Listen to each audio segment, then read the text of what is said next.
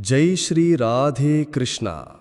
ಪ್ರೀತಿಯ ಗೆಳೆಯರೇ, ಇಂದು ನಾವು ಹೊರಟಿರುವ ಈ ಪ್ರಯಾಣ ಕೇವಲ ಶಬ್ದಗಳ ಪ್ರಯಾಣವಲ್ಲ.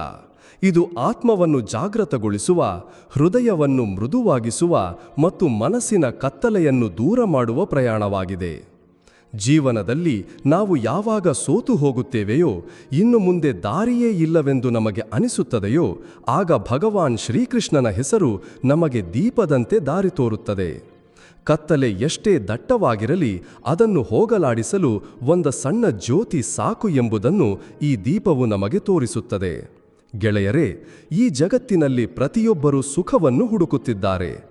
ಕೆಲವರು ಹಣದಲ್ಲಿ ಸುಖವನ್ನು ಹುಡುಕುತ್ತಾರೆ, ಕೆಲವರು ಪದವಿ ಮತ್ತು ಪ್ರತಿಷ್ಠೆಯಲ್ಲಿ, ಮತ್ತೆ ಕೆಲವರು ಸಂಬಂಧಗಳಲ್ಲಿ. ಆದರೆ ಇವೆಲ್ಲವನ್ನು ಪಡೆದ ನಂತರವೂ ಮನಸ್ಸು ಖಾಲಿಯಾದಾಗ ನಿಜವಾದ ಸುಖ ಹೊರಗಿಲ್ಲ, ನಮ್ಮಲ್ಲೊಗೆ ಇದೆ ಎಂಬುದು ಅರಿವಾಗುತ್ತದೆ. ಇದೇ ಮಾತನ್ನು ಗೀತೆಯು ನಮಗೆ ಪದೇ ಪದೇ ನೆನಪಿಸುತ್ತದೆ. ಯಾರು ತಮ್ಮ ಮನಸ್ಸನ್ನು ಹತೋಟಿಯಲ್ಲಿಟ್ಟುಕೊಳ್ಳುತ್ತಾರೋ ಅವರೇ ನಿಜವಾದ ವಿಜಯಶಾಲಿ ಎಂದು ಶ್ರೀಕೃಷ್ಣ ಹೇಳುತ್ತಾನೆ. ಹಣವನ್ನು ಗೆಲ್ಲುವುದು ಸುಲಭ, ಭೂಮಿಯನ್ನು ಗೆಲ್ಲುವುದು ಸುಲಭ, ಆದರೆ ನಮ್ಮ ಮನಸ್ಸನ್ನು ಗೆಲ್ಲುವುದೇ ಅತಿ ದೊಡ್ಡ ವಿಜಯ. ನಮ್ಮ ಸಂತೋಷಕ್ಕೆ ಅಥವಾ ದುಃಖಕ್ಕೆ ಎದುರಿಗಿರುವ ವ್ಯಕ್ತಿಯೇ ಕಾರಣ ಎಂದು ನಾವು ಅನೇಕ ಬಾರಿ ಯೋಚಿಸುತ್ತೇವೆ. ಆದರೆ ಸತ್ಯವೇನೆಂದರೆ, ಯಾರೂ ನಮ್ಮನ್ನು ಸಂತೋಷಪಡಿಸಲು ಸಾಧ್ಯವಿಲ್ಲ, ದುಃಖಪಡಿಸಲು ಸಾಧ್ಯವಿಲ್ಲ. ನಮ್ಮ ಮನಸ್ಸೇ ಈ ಎರಡಕ್ಕೂ ಕಾರಣ. ಮನಸ್ಸನ್ನು ಸಾಧಿಸಿದರೆ ಯಾವುದೇ ಪರಿಸ್ಥಿತಿಯೂ ನಮ್ಮನ್ನು ಅಲುಗಾಡಿಸಲು ಸಾಧ್ಯವಿಲ್ಲ. ಉದಾಹರಣೆಗೆ, ಒಂದೇ ಘಟನೆ ಇಬ್ಬರು ಜೀವನದಲ್ಲಿ ನಡೆಯುತ್ತದೆ. ಒಬ್ಬ ವ್ಯಕ್ತಿ ಕುಸಿದು ಹೋಗುತ್ತಾನೆ, ಇನ್ನೊಬ್ಬನು ಮತ್ತಷ್ಟು ಬಲಶಾಲಿಯಾಗುತ್ತಾನೆ. ಇಲ್ಲಿ ವ್ಯತ್ಯಾಸ ಕೇವಲ ದೃಷ್ಟಿಕೋನದ್ದು ಮಾತ್ರ. ಕುರುಕ್ಷೇತ್ರದ ರಣರಂಗದಲ್ಲಿ ಶ್ರೀಕೃಷ್ಣನು ಅರ್ಜುನನಿಗೆ ಇದೇ ಶಿಕ್ಷಣವನ್ನು ನೀಡಿದನು. ಆ ಸಮಯದಲ್ಲಿ ಅರ್ಜುನನು ಮೋಹ ಮತ್ತು ದುಃಖದಲ್ಲಿ ಮುಳುಗಿದ್ದನು.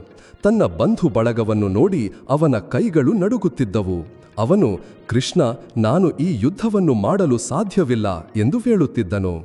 ಆದರೆ ಕೃಷ್ಣನು ಅವನಿಗೆ, ನೀನು ದೇಹವನ್ನು ನೋಡುತ್ತಿದ್ದೀಯಾ, ಆತ್ಮವನ್ನಲ್ಲ. ದೇಹವು ನಾಶವಾಗುವಂಥದ್ದು, ಆತ್ಮವು ಅವಿನಾಶಿಯಾದದ್ದು. ಎಂದಿಗೂ ಸಾಯದ ಆತ್ಮಗಾಗಿ ಶೋಕವೇಕೆ ಎಂದು ತಿಳಿ ಹೇಳಿದನು. ಈ ಉಪದೇಶವು ಅರ್ಜುನನನ್ನು ಮೇಲೆತ್ತಿ ಅವನ ಧರ್ಮವನ್ನು ಪಾಲಿಸಲು ಪ್ರೇರೇಪಿಸಿತು.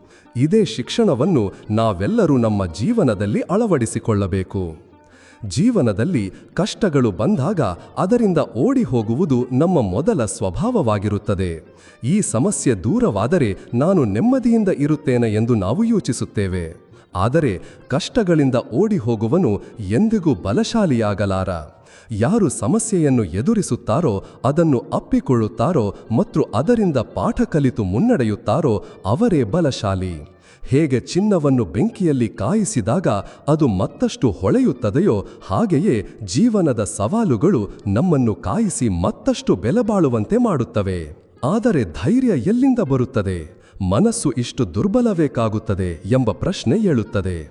ಇದಕ್ಕೂ ಗೀತೆಯಲ್ಲಿ ಉತ್ತರವಿದೆ. ಕೃಷ್ಣನು, ಯಾರು ನನ್ನ ಮೇಲೆ ಭರವಸೆ ಇಡುತ್ತಾರೋ ಅವರಿಗೆ ಎಂದಿಗೂ ಭಯ ಕಾಡುವುದಿಲ್ಲ ಎಂದು ಹೇಳುತ್ತಾನೆ. ಎಲ್ಲಿ ನಂಬಿಕೆಯ ಕೊರತೆ ಇರುತ್ತದೆಯೋ ಅಲ್ಲಿ ಭಯ ಬರುತ್ತದೆ.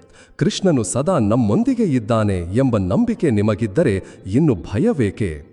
ಕತ್ತಲೆಯಲ್ಲೂ ಮಗು ತಾಯಿಯ ಕೈ ಹಿಡಿದು ನಡೆದಾಗ ಅದಕ್ಕೆ ಭಯವಾಗುವುದಿಲ್ಲವೋ, ಹಾಗೆಯೇ ನಾವು ಕೂಡ ಕೃಷ್ಣನ ಹೆಸರನ್ನು ಹಿಡಿದು ನಡೆದರೆ ಯಾವುದೇ ಕತ್ತಲೆಯೂ ನಮ್ಮನ್ನು ಹೆದರಿಸಲಾರದು. ಇಂದಿನ ಕಾಲದಲ್ಲಿ ಸ್ನೇಹದ ಅರ್ಥ ಬಹಳ ಬದಲಾಗಿದೆ. ನಿಮ್ಮ ಪ್ರತಿಯೊಂದು ತಪ್ಪು ಕೆಲಸಕ್ಕೂ ಸರಿ ಎನ್ನುವರೇ ಸ್ನೇಹಿತರೆನಿಸಿಕೊಳ್ಳುತ್ತಾರೆ. ಆದರೆ ಇದು ನಿಜವಾದ ಸ್ನೇಹವಲ್ಲ. ನಿಮ್ಮ ತಪ್ಪನ್ನು ಹೇಳುವ ಧೈರ್ಯ ಯಾರಿಗಿರುತ್ತದೆಯೋ, ಯಾರು ಬಾಲ್ಯದಂತೆ ಗದರಿಸಿ ಸರಿಯಾದ ದಾರಿಗೆ ತರುತ್ತಾರೋ ಅವರೇ ನಿಜವಾದ ಸ್ನೇಹಿತರು. ಶ್ರೀಕೃಷ್ಣ ಮತ್ತು ಸುದಾಮನ ಸ್ನೇಹವೇ ಇದಕ್ಕೆ ಉದಾಹರಣೆ. ಕೃಷ್ಣನು ರಾಜನಾಗಿದ್ದರೂ ಸುದಾಮನನ್ನು ಅಪ್ಪಿಕೊಂಡು ಅವನ ಪಾದಗಳನ್ನು ತನ್ನ ಕೈಗಳಿಂದ ತೊಳೆಯುತ್ತಾನೆ. ಅಲ್ಲಿ ಯಾವುದೇ ಅಹಂಕಾರವಿಲ್ಲ, ಯಾವುದೇ ಸ್ವಾರ್ಥವಿಲ್ಲ. ಅದೇ ನಿಜವಾದ ಸ್ನೇಹ. ನಮ್ಮ ಜಗತ್ತಿನಲ್ಲಿ ಸ್ವಾರ್ಥವು ಸಂಬಂಧಗಳ ಅಡಿಪಾಯವನ್ನೇ ಅಲುಗಾಡಿಸಿದೆ. ಜನರಿಗೆ ಲಾಭ ಸಿಗುವವರೆಗೂ ಮಾತ್ರ ಜೊತೆಯಲ್ಲಿರುತ್ತಾರೆ. ಆದರೆ ಲಾಭ ನಿಂತ ತಕ್ಷಣ ಅವರು ದೂರ ಹೋಗುತ್ತಾರೆ. ಇದೇ ಕಾರಣಕ್ಕೆ ನಮಗೆ ನಿಜವಾದ ಪ್ರೀತಿ ಮತ್ತು ನಿಸ್ವಾರ್ಥ ಭಾವನೆ ಸಿಕ್ಕಾಗ ಅದು ನಮಗೆ ಪವಾಡದಂತೆ ಅನಿಸುತ್ತದೆ. ಆದರೆ ನಿಜವಾದ ಪ್ರೀತಿಯನ್ನು ಪಡೆಯಲು ಮೊದಲು ನಮ್ಮನ್ನು ನಾವು ಪ್ರೀತಿಯಿಂದ ತುಂಬಿಕೊಳ್ಳಬೇಕು ಎಂದು ಕೃಷ್ಣನು ಕಲಿಸುತ್ತಾನೆ. ನಮ್ಮ ಮನಸ್ಸು ಕಹಿ, ಅಸೂಯೆ ಮತ್ತು ಸ್ವಾರ್ಥದಿಂದ ತುಂಬಿದ್ದರೆ ನಮಗೆ ಅದೇನೇ ಮರಳಿ ಸಿಗುತ್ತದೆ. ಮತ್ತು ನಮ್ಮ ಮನಸ್ಸು ಕರುಣೆ, ದಯೆ ಮತ್ತು ನಿಸ್ವಾರ್ಥ ಭಾವನೆಯಿಂದ ತುಂಬಿದ್ದರೆ ಜಗತ್ತು ಕೂಡ ನಮಗೆ ಅದನ್ನೇ ಹಿಂತಿರುಗಿಸುತ್ತದೆ. ಜೀವನದ ಮತ್ತೊಂದು ದೊಡ್ಡ ಸಮಸ್ಯೆ ಎಂದರೆ ನಿರೀಕ್ಷೆ. ನಾವು ಪ್ರತಿಯೊಂದು ಸಂಬಂಧದಿಂದಲೂ ಏನನ್ನಾದರೂ ನಿರೀಕ್ಷಿಸುತ್ತೇವೆ. ಎದುರಿನವರು ನಮ್ಮ ಪ್ರತಿಯೊಂದು ಇಚ್ಛೆಯನ್ನು ಪೂರೈಸುತ್ತಾರೆಂದು ನಾವು ಭಾವಿಸುತ್ತೇವೆ. ಆದರೆ ಅವರು ಹಾಗೆ ಮಾಡದಿದ್ದಾಗ ನಾವು ದುಃಖಿತರಾಗುತ್ತೇವೆ. ಗೀತೆಯು ಇದನ್ನೇ ಹೇಳುತ್ತದೆ, ಕರ್ಮ ಮಾಡು, ಆದರೆ ಫಲದ ಬಗ್ಗೆ ಚಿಂತಿಸಬೇಡ. ನಾವು ಯಾವುದೇ ನಿರೀಕ್ಷೆ ಇಲ್ಲದೆ ಕರ್ಮ ಮಾಡಿದಾಗ ಮನಸ್ಸು ಹಗುರವಾಗಿರುತ್ತದೆ ಮತ್ತು ಆನಂದದಿಂದ ತುಂಬಿರುತ್ತದೆ. ಕಲ್ಪಿಸಿಕೊಳ್ಳಿ, ನೀವು ಯಾರಿಗಾದರೂ ಶುದ್ಧ ಮನಸ್ಸಿನಿಂದ ಹೂವು ಕೊಡುತ್ತೀರಿ. ಅದಕ್ಕೆ ಪ್ರತಿಯಾಗಿ ಅವರು ಏನಾದರೂ ಕೊಡುತ್ತಾರೆಂದು ನೀವು ನಿರೀಕ್ಷಿಸಿದರೆ ಮತ್ತು ಅವರು ಕೊಡದಿದ್ದರೆ ನೀವು ದುಃಖಿತರಾಗುತ್ತೀರಿ. ಆದರೆ ನೀವು ಯಾವುದೇ ನಿರೀಕ್ಷೆ ಇಲ್ಲದೆ ಹೂವು ಕೊಟ್ಟರೆ ನಿಮ್ಮ ಹೃದಯ ಆ ಕ್ಷಣವೇ ಸಂತೋಷದಿಂದ ತುಂಬಿ ಹೋಗುತ್ತದೆ. ಇದೇ ಜೀವನದ ರಹಸ್ಯ. ಕ್ಷಮೆಯ ವಿಷಯಕ್ಕೆ ಬಂದರೆ ಇದು ಅತ್ಯಂತ ಸುಂದರವಾದ ಗುಣಗಳಲ್ಲಿ ಒಂದು. ಕ್ಷಮಿಸುವ ವ್ಯಕ್ತಿಯ ಮನಸ್ಸು ಯಾವಾಗಲೂ ಶಾಂತಿಯಿಂದ ಕೂಡಿರುತ್ತದೆ. ಆದರೆ ಕ್ಷಮಿಸುವುದೆಂದರೆ ಪದೇ ಪದೇ ಅದೇ ತಪ್ಪನ್ನು ಸಹಿಸಿಕೊಳ್ಳುವುದು ಎಂದರ್ಥವಲ್ಲ. ಕ್ಷಮಿಸುವುದೆಂದರೆ ನಮ್ಮ ಮನಸ್ಸಿನ ಭಾರವನ್ನು ಇಳಿಸುವುದು. ಯಾರಾದರೂ ನಮಗೆ ನೋವುಂಟು ಮಾಡಿದ್ದರೆ ಅವರ ಮೇಲೆ ಸೇಡು ತೀರಿಸಿಕೊಳ್ಳುವುದರಿಂದ ನಮ್ಮ ಆತ್ಮವು ಮತ್ತಷ್ಟು ಕಲುಷಿತಗೊಳ್ಳುತ್ತದೆ. ಆದರೆ ನಾವು ಅವರನ್ನು ಕ್ಷಮಿಸಿದರೆ ನಾವು ಸ್ವತಃ ಮುಕ್ತರಾಗುತ್ತೇವೆ. ನಮ್ಮ ಜೀವನವು ಒಂದು ನದಿಯಂತೆ ಇರಬೇಕು. ನದಿಯು ಪರ್ವತಗಳಿಂದ ಹುಟ್ಟುತ್ತದೆ, ದಾರಿಯಲ್ಲಿ ಅನೇಕ ಬಂಡೆಗಳಿಗೆ ಅಪ್ಪಳಿಸುತ್ತದೆ, ಹಲವು ತಿರುವುಗಳನ್ನು ಹಾದು ಹೋಗುತ್ತದೆ, ಆದರೆ ಅಂತಿಮವಾಗಿ ಸಮುದ್ರವನ್ನು ತಲುಪುತ್ತದೆ. ಒಂದು ವೇಳೆ ನದಿಯು ದಾರಿ ಮಧ್ಯೆ ನಿಂತು ಬಿಟ್ಟರೆ ಅದರ ಅಸ್ತಿತ್ವವೇ ಕೊನೆಗೊಳ್ಳುತ್ತದೆ. ಹಾಗೆಯೇ ನಾವು ಕಷ್ಟಗಳಿಗೆ ಸೋತು ನಿಂತು ಬಿಟ್ಟರೆ ಜೀವನವು ವ್ಯರ್ಥವಾಗುತ್ತದೆ. ನಾವು ಪ್ರತಿಯೊಂದು ಪರಿಸ್ಥಿತಿಯಲ್ಲೂ ಹರಿಯುತ್ತಲೇ ಇರಬೇಕು, ಸಾಗುತ್ತಲೇ ಇರಬೇಕು. ಜೀವನದಲ್ಲಿ ಸಂಯಮ ಇರಬೇಕು ಎಂಬುದು ಶ್ರೀಕೃಷ್ಣನ ಮತ್ತೊಂದು ಸಂದೇಶ. ಇಂದಿನ ಮನುಷ್ಯ ಓಟದಲ್ಲಿ ಎಷ್ಟು ನಿರತನಾಗಿದ್ದಾನೆಂದರೆ ಅವನಿಗೆ ನಿಲ್ಲುವುದೇ ತಿಳಿಯಲಿಲ್ಲ. ಆದರೆ ನೀವು ಪ್ರತಿದಿನ ಕೆಲವು ಕ್ಷಣ ಶಾಂತವಾಗಿ ಕುಳಿತು ಕೃಷ್ಣನ ನಾಮವನ್ನು ಜಪಿಸಿದರೆ ನಿಮ್ಮೊಳಗಿನ ಗೊಂದಲವು ನಿಧಾನವಾಗಿ ಶಾಂತವಾಗುವುದನ್ನು ನೀವು ಕಾಣುತ್ತೀರಿ. ಈ ಅಭ್ಯಾಸವು ನಿಮಗೆ ಎಂತಹ ಬಲವನ್ನು ನೀಡುತ್ತದೆ ಎಂದರೆ ಪ್ರಪಂಚದ ಯಾವುದೇ ಪರಿಸ್ಥಿತಿಯು ನಿಮ್ಮನ್ನು ವಿಚಲಿತಗೊಳಿಸಲು ಸಾಧ್ಯವಾಗುವುದಿಲ್ಲ. ಗೆಳೆಯರೇ, ಈ ಜಗತ್ತಿನಲ್ಲಿ ಪ್ರತಿಯೊಂದು ವಸ್ತುವು ಬದಲಾಗುತ್ತದೆ. ಸುಖ ಬದಲಾಗುತ್ತದೆ, ದುಃಖ ಬದಲಾಗುತ್ತದೆ, ಯೌವನ ಕಳೆದು ಹೋಗುತ್ತದೆ, ಸಮಯ ಸಾಗುತ್ತದೆ. ಕೇವಲ ಒಂದೇ ಒಂದು ವಸ್ತು ಸ್ಥಿರ, ಮತ್ತು ಆತ್ಮ. ಇದೇ ಕಾರಣಕ್ಕೆ ನಾವು ನಮ್ಮ ಜೀವನದ ಕೇಂದ್ರವನ್ನು ಆತ್ಮವನ್ನಾಗಿ ಮಾಡಿಕೊಳ್ಳಬೇಕು, ದೇಹವನ್ನು ಅಥವಾ ಹೊರಗಿನ ವಸ್ತುಗಳನ್ನು ಅಲ್ಲ. ಆತ್ಮದ ಚಿಂತನೆ ಆರಂಭವಾದಾಗ ಜೀವನವು ತಾನಾಗಿಯೇ ಸರಳವಾಗುತ್ತದೆ. ಜೀವನದಲ್ಲಿ ಅತ್ಯಂತ ದೊಡ್ಡ ಶಕ್ತಿ ಎಂದರೆ ತಾಳ್ಮೆ. ತಾಳ್ಮೆ ಇಲ್ಲದೆ ಯಾವುದೇ ವ್ಯಕ್ತಿ ಯಶಸ್ಸನ್ನು ಸಾಧಿಸಲು ಸಾಧ್ಯವಿಲ್ಲ. ಹೇಗೆ ರೈತನು ಬೀಜ ಬಿತ್ತಿದ ತಕ್ಷಣ ಫಲವನ್ನು ನಿರೀಕ್ಷಿಸುವುದಿಲ್ಲವೋ ಹಾಗೆಯೇ ನಾವು ನಮ್ಮ ಪ್ರಯತ್ನಗಳ ಫಲಿತಾಂಶಕ್ಕಾಗಿ ತಾಳ್ಮೆಯಿಂದ ಕಾಯಬೇಕು. ಆದರೆ ಇಂದಿನ ಮನುಷ್ಯ ಅಧೀರನಾಗಿದ್ದಾನೆ. ಅವನು ತಕ್ಷಣವೇ ಎಲ್ಲವನ್ನೂ ಪಡೆಯಲು ಬಯಸುತ್ತಾನೆ. ಇದೇ ಅಧೀರತೆಯು ಅವನ ದುಃಖಕ್ಕೆ ಕಾರಣವಾಗುತ್ತದೆ. ಯಾರು ತಾಳ್ಮೆಯಿಂದ ಇರುತ್ತಾರೋ ಅವರೇ ಪ್ರತಿಯೊಂದು ಪರಿಸ್ಥಿತಿಯಲ್ಲೂ ಸುಖಿಯಾಗಿರುತ್ತಾರೆ ಎಂದು ಶ್ರೀಕೃಷ್ಣ ಹೇಳುತ್ತಾನೆ. ತಾಳ್ಮೆಯೇ ನಮಗೆ ಸಮಯಕ್ಕಾಗಿ ಕಾಯುವುದನ್ನು ಕಲಿಸುತ್ತದೆ. ಪ್ರತಿಯೊಂದು ಋತುವಿಗೂ ಅದರದ್ದೇ ಆದ ಸಮಯವಿರುತ್ತದೆ. ಚಳಿಗಾಲ ಮುಗಿದ ನಂತರವೇ ವಸಂತಕಾಲ ಬರುತ್ತದೆ. ಹಾಗೆಯೇ ನಾವು ಕಠಿಣ ಸಮಯವನ್ನು ತಾಳ್ಮೆಯಿಂದ ಎದುರಿಸಿದಾಗ ಮಾತ್ರವೇ ಜೀವನದಲ್ಲಿ ಒಳ್ಳೆಯ ದಿನಗಳು ಬರುತ್ತವೆ. ನಮ್ಮೆಲ್ಲರ ಜೀವನದಲ್ಲಿ ಇಡೀ ಜಗತ್ತೇ ನಮ್ಮ ವಿರುದ್ಧ ನಿಂತಿದೆ ಎಂದು ಅನಿಸುವ ಕ್ಷಣಗಳು ಬರುತ್ತವೆ. ಯಾರು ಜೊತೆಯಲ್ಲಿಲ್ಲ, ಯಾರು ನಮ್ಮನ್ನು ಅರ್ಥ ಮಾಡಿಕೊಳ್ಳುವರಿಲ್ಲ ಎಂದು ಅನಿಸುತ್ತದೆ. ಅಂತಹ ಸಮಯದಲ್ಲಿ ಇಡೀ ಜಗತ್ತು ನಿಮ್ಮಿಂದ ದೂರವಾದರೂ ದೇವರು ನಿಮ್ಮ ಜೊತೆಗಿದ್ದಾನೆ ಎಂಬುದನ್ನು ನೆನಪಿಡಿ. ಕೃಷ್ಣನನ್ನು ನೆನೆಯಿರಿ, ಅವನ ಹೆಸರನ್ನು ಸ್ಮರಿಸಿ. ಆಗ ಒಳಗಿನಿಂದ ಒಂದು ಅದ್ಭುತ ಶಕ್ತಿಯು ನಿಮ್ಮನ್ನು ಹಿಡಿದಿಟ್ಟುಕೊಳ್ಳುವುದನ್ನು ನೀವು ಕಾಣುತ್ತೀರಿ. ಇದೇ ಕಾರಣಕ್ಕೆ ಭಕ್ತಿಯನ್ನು ಜೀವನದ ಆಧಾರ ಎಂದು ಕರೆಯಲಾಗಿದೆ. ಭಕ್ತಿಯಿಂದ ಏನು ಲಾಭ ಎಂದು ಜನರು ಕೇಳುತ್ತಾರೆ. ಕೇವಲ ನಾಮ ಜಪಿಸುವುದರಿಂದ ಜೀವನ ಬದಲಾಗಬಹುದೇ? ಉತ್ತರ ಹೌದು. ನೀವು ಕೃಷ್ಣನ ನಾಮವನ್ನು ಜಪಿಸಿದಾಗ ನಿಮ್ಮೊಳಗಿನ ನಕಾರಾತ್ಮಕ ಶಕ್ತಿಯು ನಿಧಾನವಾಗಿ ನಾಶವಾಗುತ್ತದೆ. ನಿಮ್ಮ ಆಲೋಚನೆಗಳು ಶುಭ್ರವಾಗುತ್ತವೆ, ನಿಮ್ಮ ಮನಸ್ಸು ಶಾಂತವಾಗುತ್ತದೆ ಮತ್ತು ನೀವು ಮಾಡುವ ಯಾವುದೇ ಕೆಲಸದಲ್ಲಿ ಯಶಸ್ಸು ಸಿಗಲಾರಂಭಿಸುತ್ತದೆ. ಭಕ್ತಿಯು ಕೇವಲ ಪೂಜೆ ಪುನಸ್ಕಾರಗಳಿಗೆ ಸೀಮಿತವಲ್ಲ. ಭಕ್ತಿಯು ಜೀವನವನ್ನು ನಡೆಸುವ ಒಂದು ವಿಧಾನವಾಗಿದೆ. ನೀವು ಯಾರೊಂದಿಗಾದರೂ ಪ್ರೀತಿ ಮತ್ತು ಕರುಣೆಯಿಂದ ನಡೆದುಕೊಂಡರೆ ಅದೂ ಭಕ್ತಿಯೇ. ನೀವು ಯಾರಿಗಾದರೂ ಸಹಾಯ ಮಾಡಿದರೆ ಅದೂ ಕೂಡ ಭಕ್ತಿಯೇ. ಪ್ರಪಂಚದಲ್ಲಿ ಹೆಚ್ಚಿನ ಜನರು ದುಃಖಿತರಾಗಿರುವುದಕ್ಕೆ ಕಾರಣವೇನೆಂದರೆ ಅವರು ನಿರಂತರವಾಗಿ ಹೋಲಿಕೆ ಮಾಡುತ್ತಿರುತ್ತಾರೆ. ಕೆಲವರು ತಮ್ಮ ನೆರೆಹೊರೆಯವರೊಂದಿಗೆ ಹೋಲಿಸಿಕೊಳ್ಳುತ್ತಾರೆ, ಕೆಲವರು ತಮ್ಮ ಸಹೋದ್ಯೋಗಿಗಳೊಂದಿಗೆ, ಮತ್ತೆ ಕೆಲವರು ಸಂಬಂಧಿಕರೊಂದಿಗೆ. ಆದರೆ ಸತ್ಯವೇನೆಂದರೆ ಹೋಲಿಕೆಗೆ ಕೊನೆಯೇ ಇಲ್ಲ. ಯಾವಾಗಲೂ ಯಾರಾದರೊಬ್ಬರು ನಿಮಗಿಂತ ಮುಂದೆ ಇರುತ್ತಾರೆ. ನೀವು ಹೋಲಿಕೆ ಮಾಡುವುದನ್ನು ಬಿಟ್ಟು ನಿಮ್ಮ ಜೀವನದ ಮೇಲೆ ಗಮನ ಕೇಂದ್ರೀಕರಿಸಿದರೆ ಶಾಂತಿ ತಾನಾಗಿಯೇ ಬರುತ್ತದೆ. ಶ್ರೀಕೃಷ್ಣ ಹೇಳುತ್ತಾನೆ, ನಿನ್ನ ಕರ್ಮದ ಮೇಲೆ ಗಮನ ಕೊಡು, ಇತರರ ಕರ್ಮದ ಮೇಲಲ್ಲ. ನೀವು ನಿಮ್ಮ ಕರ್ಮದ ಮೇಲೆ ಗಮನ ಕೇಂದ್ರೀಕರಿಸಿದಾಗ ನೀವು ಮುನ್ನಡೆಯುವುದು ಮಾತ್ರವಲ್ಲದೆ ನಿಮಗೆ ಆತ್ಮತೃಪ್ತಿಯೂ ಸಿಗುತ್ತದೆ. ಅಹಂಕಾರ ಮತ್ತೊಂದು ದೊಡ್ಡ ಸಮಸ್ಯೆ. ಅಹಂಕಾರವು ಮನುಷ್ಯನನ್ನು ಪತನದತ್ತ ಕೊಂಡೊಯ್ಯುತ್ತದೆ. ರಾವಣನಂತಹ ಜ್ಞಾನಿಯು ಅಹಂಕಾರದಿಂದ ನಾಶವಾಗನು. ದುರ್ಯೋಧನನಂತಹ ಶಕ್ತಿಶಾಲಿಯು ಅಹಂಕಾರದಿಂದ ಸೋತನು. ಅಹಂಕಾರವು ನಾವೇ ಶ್ರೇಷ್ಠರು ಎಂಬ ಭ್ರಮೆಯನ್ನು ನೀಡುತ್ತದೆ. ಆದರೆ ಈ ಭ್ರಮೆ ಮುರಿದಾಗ ಮನುಷ್ಯನಿಗೆ ಕೇವಲ ಪಶ್ಚಾತ್ತಾಪ ಮಾತ್ರ ಉಳಿಯುತ್ತದೆ. ಯಾರು ವಿನಯಶೀಲರಾಗಿರುತ್ತಾರೋ ಅವರೇ ನಿಜವಾದ ಮಹಾತ್ಮರು ಎಂದು ಶ್ರೀಕೃಷ್ಣ ಕಲಿಸುತ್ತಾನೆ. ಹೇಗೆ ಹಣ್ಣುಗಳಿಂದ ತುಂಬಿದ ಮರವು ಬಾಗುತ್ತದೆಯೋ ಹಾಗೆಯೇ ಜ್ಞಾನಿ ಮತ್ತು ಸಜ್ಜನ ವ್ಯಕ್ತಿಯು ಯಾವಾಗಲೂ ವಿನಮ್ರನಾಗಿರುತ್ತಾನೆ. ನಮ್ಮ ಜೀವನದಲ್ಲಿ ಬರುವ ದುಃಖಗಳು ಕೇವಲ ಶಿಕ್ಷೆಯಾಗಿರುವುದಿಲ್ಲ, ಬದಲಿಗೆ ಶಿಕ್ಷಣವೂ ಆಗಿರುತ್ತವೆ. ಸುಖವು ಎಂದಿಗೂ ಕಲಿಸಲಾಗದ ಪಾಠವನ್ನು ದುಃಖವು ನಮಗೆ ಕಲಿಸುತ್ತದೆ. ಮನುಷ್ಯನು ದುಃಖವನ್ನು ನೋಡುವವರೆಗೂ ಅವನಿಗೆ ಇತರರ ನೋವಿನ ಅರಿವಾಗುವುದಿಲ್ಲ. ದುಃಖವು ನಮ್ಮನ್ನು ಸಂವೇದನಾಶೀಲರನ್ನಾಗಿ ಮಾಡುತ್ತದೆ. ಆದರೆ ದುಃಖದಿಂದ ಕುಸಿದು ಹೋಗಬಾರದು, ಬದಲಿಗೆ ಅದರಿಂದ ಕಲಿಯಬೇಕು.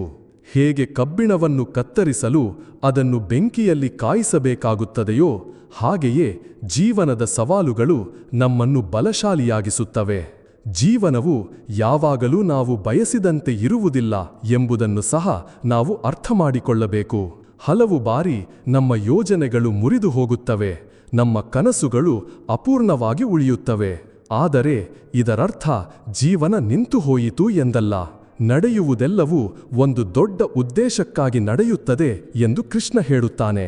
ನಾವು ಕೇವಲ ನಂಬಿಕೆ ಇಡಬೇಕು. ಪಾಂಡವರಿಗೆ ವನವಾಸ ಸಿಕ್ಕಾಗ ಇದು ಅನ್ಯಾಯವೆಂದು ಅವರಿಗೆ ಅನಿಸಿತು.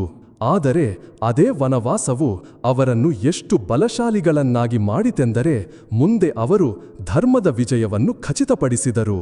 ಜೀವನದಲ್ಲಿ ಅತಿ ದೊಡ್ಡ ವರವೆಂದರೆ ಸಂತೃಪ್ತಿ. ಇಂದು ಜನರು ಕೋಟಿಗಟ್ಟಲೆ ಸಂಪಾದಿಸುತ್ತಾರೆ, ಆದರೆ ಅವರ ಮುಖದಲ್ಲಿ ಸಂತೃಪ್ತಿ ಇರುವುದಿಲ್ಲ. ಏಕೆಂದರೆ ಅವರ ಆಸೆಗಳು ಎಂದಿಗೂ ಕೊನೆಗೊಳ್ಳುವುದಿಲ್ಲ. ಒಂದು ಆಸೆ ಪೂರ್ಣಗೊಂಡರೆ ಮತ್ತೊಂದು ಹುಟ್ಟಿಕೊಳ್ಳುತ್ತದೆ. ಇದು ಎಂದಿಗೂ ಮುಗಿಯದ ಓಟ. ಆದರೆ ಯಾರು ಸಂತೃಪ್ತಿಯನ್ನು ಅರಿತುಕೊಳ್ಳುತ್ತಾರೋ ಅವರಿಗೆ ನಿಜವಾದ ಆನಂದ ಸಿಗುತ್ತದೆ. ಸಂತೃಪ್ತಿ ಎಂದರೆ ಸಿಕ್ಕಿದ್ದರಲ್ಲಿ ಕೃತಜ್ಞರಾಗಿರುವುದು. ಇದರರ್ಥ ನೀವು ಪ್ರಯತ್ನಿಸಬಾರದು ಎಂದಲ್ಲ. ಪ್ರಯತ್ನಿಸುತ್ತಲೇ ಇರಿ, ಆದರೆ ಸಿಗುವುದರಲ್ಲಿ ಕೃತಜ್ಞರಾಗಿರಿ. ಇದೇ ಸಂತೃಪ್ತಿ. ಗೆಳೆಯರೇ, ಪ್ರತಿಯೊಬ್ಬರಿಗೂ ಒಂದಲ್ಲ ಒಂದು ದಿನ ಮೋಸವಾಗುತ್ತದೆ. ಈ ಮೋಸ ಸ್ನೇಹಿತರಿಂದಲೂ ಆಗಬಹುದು, ಸಂಬಂಧಿಕರಿಂದಲೂ ಆಗಬಹುದು, ಅಥವಾ ಬೇರೆಯವರಿಂದಲೂ ಆಗಬಹುದು. ಮೋಸ ಹೋದ ನಂತರ ಇನ್ನು ಮುಂದೆ ನಾನು ಯಾರನ್ನೂ ನಂಬುವುದಿಲ್ಲ ಎಂದು ಜನರು ಹೇಳುತ್ತಾರೆ. ಆದರೆ ನೆನಪಿಡಿ, ಪ್ರತಿಯೊಬ್ಬರೂ ಮೋಸಗಾರರಲ್ಲ. ಯಾರೋ ಒಬ್ಬರು ಕೆಟ್ಟವರಾಗಿದ್ದರೆ ಇಡೀ ಜಗತ್ತೇ ಕೆಟ್ಟದ್ದು ಎಂದರ್ಥವಲ್ಲ. ನಂಬುವುದನ್ನು ಕಲಿಯಿರಿ, ಆದರೆ ವಿವೇಕದಿಂದ. ವಿವೇಕವಿಲ್ಲದೆ ಇಡುವ ನಂಬಿಕೆಯು ಮೂರ್ಖತನ ಎಂದು ಕೃಷ್ಣ ಹೇಳುತ್ತಾನೆ. ವಿವೇಕ ಮತ್ತು ಭಕ್ತಿಯ ಸಮತೋಲನವೇ ಜೀವನವನ್ನು ಸುಂದರವಾಗಿಸುತ್ತದೆ. ನಮ್ಮ ಜೀವನದ ನಿಜವಾದ ಉದ್ದೇಶ ಕೇವಲ ಬದುಕುವುದಲ್ಲ, ಬದಲಿಗೆ ಆತ್ಮವನ್ನು ಅರಿಯುವುದು. ನಾವು ಕೇವಲ ದೇಹವನ್ನು ಕೇಂದ್ರವಾಗಿಟ್ಟುಕೊಂಡು ಬದುಕಿದರೆ ಜೀವನ ಅಪೂರ್ಣವಾಗಿ ಉಳಿಯುತ್ತದೆ. ಆತ್ಮವು ಅಮರ, ಅದೇ ನಮ್ಮನ್ನು ಜನ್ಮ ಜನ್ಮಾಂತರಗಳವರೆಗೆ ಕೊಂಡೊಯ್ಯುತ್ತದೆ. ಆತ್ಮದ ಚಿಂತನೆ ಇಲ್ಲದವರೆಗೂ ಮನುಷ್ಯನು ಚಂಚಲನಾಗಿರುತ್ತಾನೆ. ಆತ್ಮದ ಚಿಂತನೆ ಮಾಡುವ ವ್ಯಕ್ತಿಯು ಪ್ರತಿಯೊಂದು ಪರಿಸ್ಥಿತಿಯಲ್ಲೂ ಶಾಂತ ಮತ್ತು ಸ್ಥಿರನಾಗಿರುತ್ತಾನೆ. ಧೈರ್ಯದ ವಿಷಯಕ್ಕೆ ಬಂದರೆ ನೆನಪಿಡಿ, ಯಾವತ್ತೂ ಭಯದಿಂದ ಮಹಾನಾಗಲು ಸಾಧ್ಯವಿಲ್ಲ. ಯಾರು ತನ್ನ ಭಯವನ್ನು ಗೆಲ್ಲುತ್ತಾರೋ ಅವರೇ ಮಹಾನಾಗುತ್ತಾರೆ. ಭಯವು ಕೇವಲ ಮನಸ್ಸಿನ ಭ್ರಮೆ. ಕತ್ತರೆಯಲ್ಲಿ ಹಗ್ಗವು ಹಾವಿನಂತೆ ಕಾಣುತ್ತದೆ. ಬೆಳಕು ಬಂದ ತಕ್ಷಣ ಭ್ರಮೆ ದೂರವಾಗುತ್ತದೆ. ಹಾಗೆಯೇ ಜ್ಞಾನದ ಬೆಳಕು ಬಂದ ತಕ್ಷಣ ಭಯವು ದೂರವಾಗುತ್ತದೆ. ಗೀತೆಯು ಹೇಳುವಂತೆ ಭಯವು ಕೇವಲ ಅಜ್ಞಾನದಿಂದ ಹುಟ್ಟುತ್ತದೆ. ಜ್ಞಾನ ಮತ್ತು ಭಕ್ತಿಯಿಂದ ಭಯವು ದೂರವಾಗುತ್ತದೆ. ಸಮಾಜವು ನಮ್ಮ ಯಶಸ್ಸಿಗೆ ಕೆಲವು ಮಾನದಂಡಗಳನ್ನು ನಿಗದಿಪಡಿಸಿದೆ. ದೊಡ್ಡ ಕಾರು, ದೊಡ್ಡ ಮನೆ, ಉನ್ನತ ಹುದ್ದೆ. ಆದರೆ ನಿಜವಾದ ಯಶಸ್ಸೆಂದರೆ ಅದು ನಿಮ್ಮ ಮನಸ್ಸಿಗೆ ತೃಪ್ತಿ ನೀಡುವುದು. ನೀವು ಕೋಟ್ಯಾಧಿಪತಿಯಾಗಿದ್ದರೂ ನೆಮ್ಮದಿಯಾಗಿ ನಿದ್ದೆ ಮಾಡಲು ಸಾಧ್ಯವಾಗದಿದ್ದರೆ ನೀವು ಯಶಸ್ವಿಯಲ್ಲ. ಮತ್ತು ನೀವು ಸಾಮಾನ್ಯ ಜೀವನ ನಡೆಸುತ್ತಿದ್ದರೂ ನಿಮ್ಮೊಳಗೆ ಶಾಂತಿ ಇದ್ದರೆ ನೀವೇ ನಿಜವಾಗಿಯೂ ಯಶಸ್ವಿ. ಇದೇ ಗೀತೆಯ ಸಂದೇಶ. ಯಶಸ್ಸು ಹೊರಗಿಲ್ಲ, ಒಳಗಿದೆ. ಮನುಷ್ಯನ ಅತಿದೊಡ್ಡ ಶತ್ರು ಅವನ ಸ್ವಂತ ಮನಸ್ಸು. ಮನಸ್ಸು ಹತೋಟಿಯಲ್ಲಿಲ್ಲದಿದ್ದರೆ ಅದು ನಮ್ಮನ್ನು ಎಲ್ಲಿ ಬೇಕಾದರೂ ಕೆಳಗೆ ಬೀಳಿಸಬಹುದು. ಆದರೆ ಮನಸ್ಸು ಹತೋಟಿಯಲ್ಲಿದ್ದರೆ ಅದೇ ನಮ್ಮನ್ನು ಎತ್ತರಕ್ಕೆ ಕೊಂಡೊಯ್ಯಬಲ್ಲದು. ಕೃಷ್ಣನು ಮನಸ್ಸೇ ಮಿತ್ರ, ಮನಸ್ಸೇ ಶತ್ರು ಎಂದು ಹೇಳುತ್ತಾನೆ. ಆದ್ದರಿಂದ ಮೊದಲು ನಾವು ನಮ್ಮ ಮನಸ್ಸನ್ನು ಸಾಧಿಸಬೇಕು. ಮನಸ್ಸನ್ನು ಸಾಧಿಸಲು ಅತ್ಯಂತ ಸರಳವಾದ ಮಾರ್ಗವೆಂದರೆ ನಾಮಸ್ಮರಣೆ ಮತ್ತು ಧ್ಯಾನ. ಮನಸ್ಸು ವಿಚಲಿತವಾದಾಗಲ್ಲ, ತಕ್ಷಣ ಕೃಷ್ಣನ ನಾಮವನ್ನು ಸ್ಮರಿಸಿ ಮನಸ್ಸು ಶಾಂತವಾಗುತ್ತದೆ. ಇಂದಿನ ಜಗತ್ತಿನಲ್ಲಿ ಜನರು ಸದಾ ನಿರತರಾಗಿರುತ್ತಾರೆ, ಆದರೂ ಒಂಟಿತನವನ್ನು ಅನುಭವಿಸುತ್ತಾರೆ. ಈ ಒಂಟಿತನಕ್ಕೆ ಕಾರಣವೇನೆಂದರೆ ಅವರು ಹೊರಗಿನ ವಸ್ತುಗಳ ಹಿಂದೆ ಓಡುತ್ತಿರುತ್ತಾರೆ. ಅದೇ ಸಮಯವನ್ನು ಒಳಗಿನ ಪ್ರಯಾಣಕ್ಕೆ ವಿನಿಯೋಗಿಸಿದರೆ ಜೀವನವು ಸಂಪೂರ್ಣವಾಗುತ್ತದೆ. ಧ್ಯಾನವೆಂದರೆ ಕೇವಲ ಕಣ್ಣು ಮುಚ್ಚುವುದಲ್ಲ. ಧ್ಯಾನವೆಂದರೆ ಪ್ರತಿಯೊಂದು ಕ್ಷಣದಲ್ಲೂ ಜಾಗೃತರಾಗಿರುವುದು. ಪ್ರತಿಯೊಂದು ಕ್ಷಣದಲ್ಲೂ ಕೃಷ್ಣನನ್ನು ನೆನಪಿಸಿಕೊಳ್ಳುವುದು. ನೀವು ಊಟ ಮಾಡುವಾಗಲೂ ಅವನನ್ನು ನೆನೆಯಿರಿ, ಕೆಲಸ ಮಾಡುವಾಗಲೂ ಅವನನ್ನು ನೆನೆಯಿರಿ. ಇದೇ ನಿಜವಾದ ಧ್ಯಾನ. ಗೆಳೆಯರೇ, ನಾವೆಲ್ಲರೂ ನಮ್ಮ ಜೀವನ ಆನಂದಮಯವಾಗಿರಬೇಕೆಂದು ಬಯಸುತ್ತೇವೆ. ಆದರೆ ನಾವು ಇತರರಿಗೆ ಆನಂದವನ್ನು ನೀಡುವವರೆಗೂ ಈ ಆನಂದ ನಮಗೆ ಸಿಗಲು ಸಾಧ್ಯವಿಲ್ಲ. ನೀವು ಯಾರಿಗಾದರೂ ಸಹಾಯ ಮಾಡಿದಾಗ, ಯಾರದ್ದಾದರೂ ದುಃಖವನ್ನು ಹಂಚಿಕೊಂಡಾಗ ಅದರ ಸಂತೋಷವು ನಿಮ್ಮೊಳಗೂ ಪ್ರತಿಫಲಿಸುತ್ತದೆ. ಇದೇ ಸೇವಾಭಾವ. ಕೃಷ್ಣನು ಸೇವೆಯನ್ನೇ ಭಕ್ತಿಯೆಂದು ಪರಿಗಣಿಸುತ್ತಾನೆ. ಜೀವನದಲ್ಲಿ ಅತ್ಯಂತ ಅವಶ್ಯಕವಾದದ್ದು ನಂಬಿಕೆ. ಮನುಷ್ಯನು ತನ್ನ ಮೇಲೆ ನಂಬಿಕೆ ಇಡದ ಹೊರತು ಅವನು ಯಾವುದೇ ಎತ್ತರವನ್ನು ತಲುಪಲು ಸಾಧ್ಯವಿಲ್ಲ. ನಂಬಿಕೆ ಎಂದರೆ ಪರಿಸ್ಥಿತಿ ಎಷ್ಟೇ ಕಠಿಣವಾಗಿದ್ದರೂ ಕೊನೆಗೆ ನಾನು ಯಶಸ್ಸನ್ನು ಸಾಧಿಸುತ್ತೇನೆ ಎಂಬ ಭರವಸೆ. ಇದೇ ನಂಬಿಕೆಯನ್ನು ಕೃಷ್ಣನು ಅರ್ಜುನನೊಳಗೆ ಜಾಗೃತಗೊಳಿಸಿದನು. ಅರ್ಜುನನು ನಿರಾಶೆಯಿಂದ ಬಿಲ್ಲನ್ನು ಕೆಳಗಿಟ್ಟಾಗ ಕೃಷ್ಣನು ಅವನಲ್ಲಿ ಆತ್ಮವಿಶ್ವಾಸವನ್ನು ತುಂಬಿ ಧರ್ಮಯುದ್ಧಕ್ಕೆ ಸಿದ್ಧಗೊಳಿಸಿದನು. ಎಲ್ಲವನ್ನೂ ಕಳೆದುಕೊಂಡಂತೆ ಅನಿಸಿದಾಗಲೂ ಸೋಲೊಪ್ಪಿಕೊಳ್ಳಬೇಡಿ ಎಂಬುದು ನಮಗೂ ಇರುವ ಪಾಠ. ಕೆಲವೊಮ್ಮೆ ಸಮಾಜ ಏನು ಹೇಳುತ್ತದೆ ಎಂದು ಯೋಚಿಸಿ ನಾವು ನಿಂತು ಬಿಡುತ್ತೇವೆ. ಆದರೆ ಸಮಾಜವು ಪ್ರತಿಯೊಂದು ಸಂದರ್ಭದಲ್ಲೂ ಏನಾದರೂ ಹೇಳುತ್ತಲೇ ಇರುತ್ತದೆ. ನೀವು ಸೋತಾಗಲೂ ಸಮಾಜ ಮಾತನಾಡುತ್ತದೆ, ನೀವು ಗೆದ್ದಾಗಲೂ ಸಮಾಜ ಟೀಕಿಸುತ್ತದೆ. ನೀವು ಯಾವಾಗಲೂ ಇತರರ ಅಭಿಪ್ರಾಯಕ್ಕೆ ಗಮನ ಕೊಡುತ್ತಿದ್ದರೆ ನಿಮ್ಮ ಕನಸುಗಳನ್ನು ಎಂದಿಗೂ ನನಸಾಗಿಸಲು ಸಾಧ್ಯವಾಗುವುದಿಲ್ಲ. ಆದ್ದರಿಂದ ನಿಮ್ಮ ಮನಸ್ಸಿನ ಮಾತನ್ನು ಕೇಳಿ, ಅದೇ ನಿಮ್ಮ ನಿಜವಾದ ಮಾರ್ಗದರ್ಶಿ. ನಿಜವಾದ ಸಂಬಂಧಗಳ ಪರಿಚಯವಾಗುವುದು ಕಷ್ಟದ ಸಮಯದಲ್ಲಿ. ನಿಮ್ಮ ಬಳಿ ಎಲ್ಲವೂ ಇದ್ದಾಗ ನಿಮ್ಮ ಸುತ್ತಲೂ ಬಹಳಷ್ಟು ಜನರಿರುತ್ತಾರೆ. ಆದರೆ ನೀವು ಕಷ್ಟದಲ್ಲಿದ್ದಾಗ ಯಾರು ನಿಜವಾದವರೋ ಅವರು ಮಾತ್ರ ನಿಮ್ಮ ಜೊತೆ ನಿಲ್ಲುತ್ತಾರೆ. ಆದ್ದರಿಂದ ನಿಮ್ಮ ಜೀವನದಲ್ಲಿ ಸಂಖ್ಯೆಯ ಬಗ್ಗೆ ಗಮನ ಕೊಡಬೇಡಿ, ಬದಲಿಗೆ ಗುಣಮಟ್ಟದ ಬಗ್ಗೆ ಗಮನ ಕೊಡಿ. ಒಬ್ಬ ನಿಜವಾದ ಸ್ನೇಹಿತ 100 ಸುಳ್ಳು ಸ್ನೇಹಿತರಿಗಿಂತ ಹೆಚ್ಚು ಮೌಲ್ಯಯುತ. ಜೀವನವು ನಮಗೆ ಪ್ರತಿದಿನ ಹೊಸ ಹೊಸ ಪರೀಕ್ಷೆಗಳನ್ನು ನೀಡುತ್ತದೆ. ಈ ಪರೀಕ್ಷೆಗಳು ನಾವು ಕುಸಿದು ಹೋಗಲೆಂದು ಬರುವುದಿಲ್ಲ, ಬದಲಿಗೆ ನಾವು ಮತ್ತಷ್ಟು ಬಲಶಾಲಿಗಳಾಗಲೆಂದು ಬರುತ್ತವೆ. ವಿದ್ಯಾರ್ಥಿಯ ಯೋಗ್ಯತೆಯನ್ನು ಸಾಬೀತುಪಡಿಸಲು ಪರೀಕ್ಷೆಯನ್ನು ನೀಡುವಂತೆ ಜೀವನದ ಸವಾಲುಗಳು ಕೂಡ ನಮ್ಮ ಸಾಮರ್ಥ್ಯವನ್ನು ನಮಗೆ ತಿಳಿಸುತ್ತವೆ. ಸವಾಲುಗಳಿಗೆ ಹೆದರುವ ವ್ಯಕ್ತಿ ಅಲ್ಲೇ ನಿಂತು ಬಿಡುತ್ತಾನೆ. ಆದರೆ ಸವಾಲುಗಳನ್ನು ಅವಕಾಶವೆಂದು ಪರಿಗಣಿಸುವ ವ್ಯಕ್ತಿ ಮುನ್ನಡೆಯುತ್ತಾನೆ. ಗೆಳೆಯರೇ, ಸಮಯವೇ ಅತಿ ದೊಡ್ಡ ಗುರು. ಸಮಯವು ನಮಗೆ ಎಲ್ಲವನ್ನೂ ಕಲಿಸುತ್ತದೆ.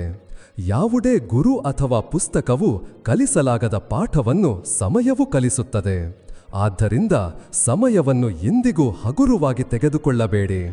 ಸಮಯಕ್ಕೆ ಬೆಲೆ ಕೊಡುವವರಿಗೆ ಸಮಯವೂ ಬೆಲೆ ಕೊಡುತ್ತದೆ, ಮತ್ತು ಸಮಯವನ್ನು ವ್ಯರ್ಥ ಮಾಡುವವರನ್ನು ಸಮಯವು ಹಿಂದೆ ಬಿಟ್ಟು ಸಾಗುತ್ತದೆ.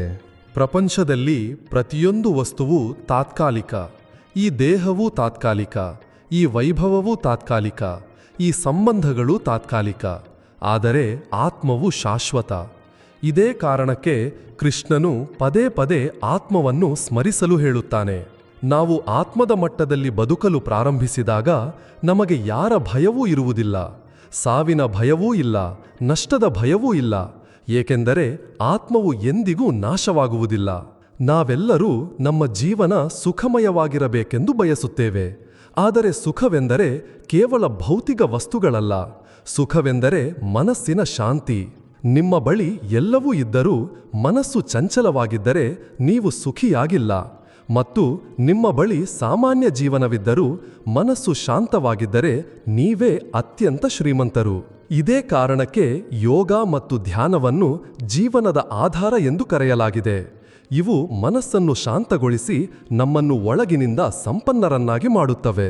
ಕ್ಷಮೆ, ಕರುಣೆ ಮತ್ತು ಪ್ರೀತಿ, ಈ 3 ಗುಣಗಳು ಯಾರಲ್ಲಾದರೂ ಬಂದರೆ ಅವರ ಜೀವನ ಸುಂದರವಾಗುತ್ತದೆ.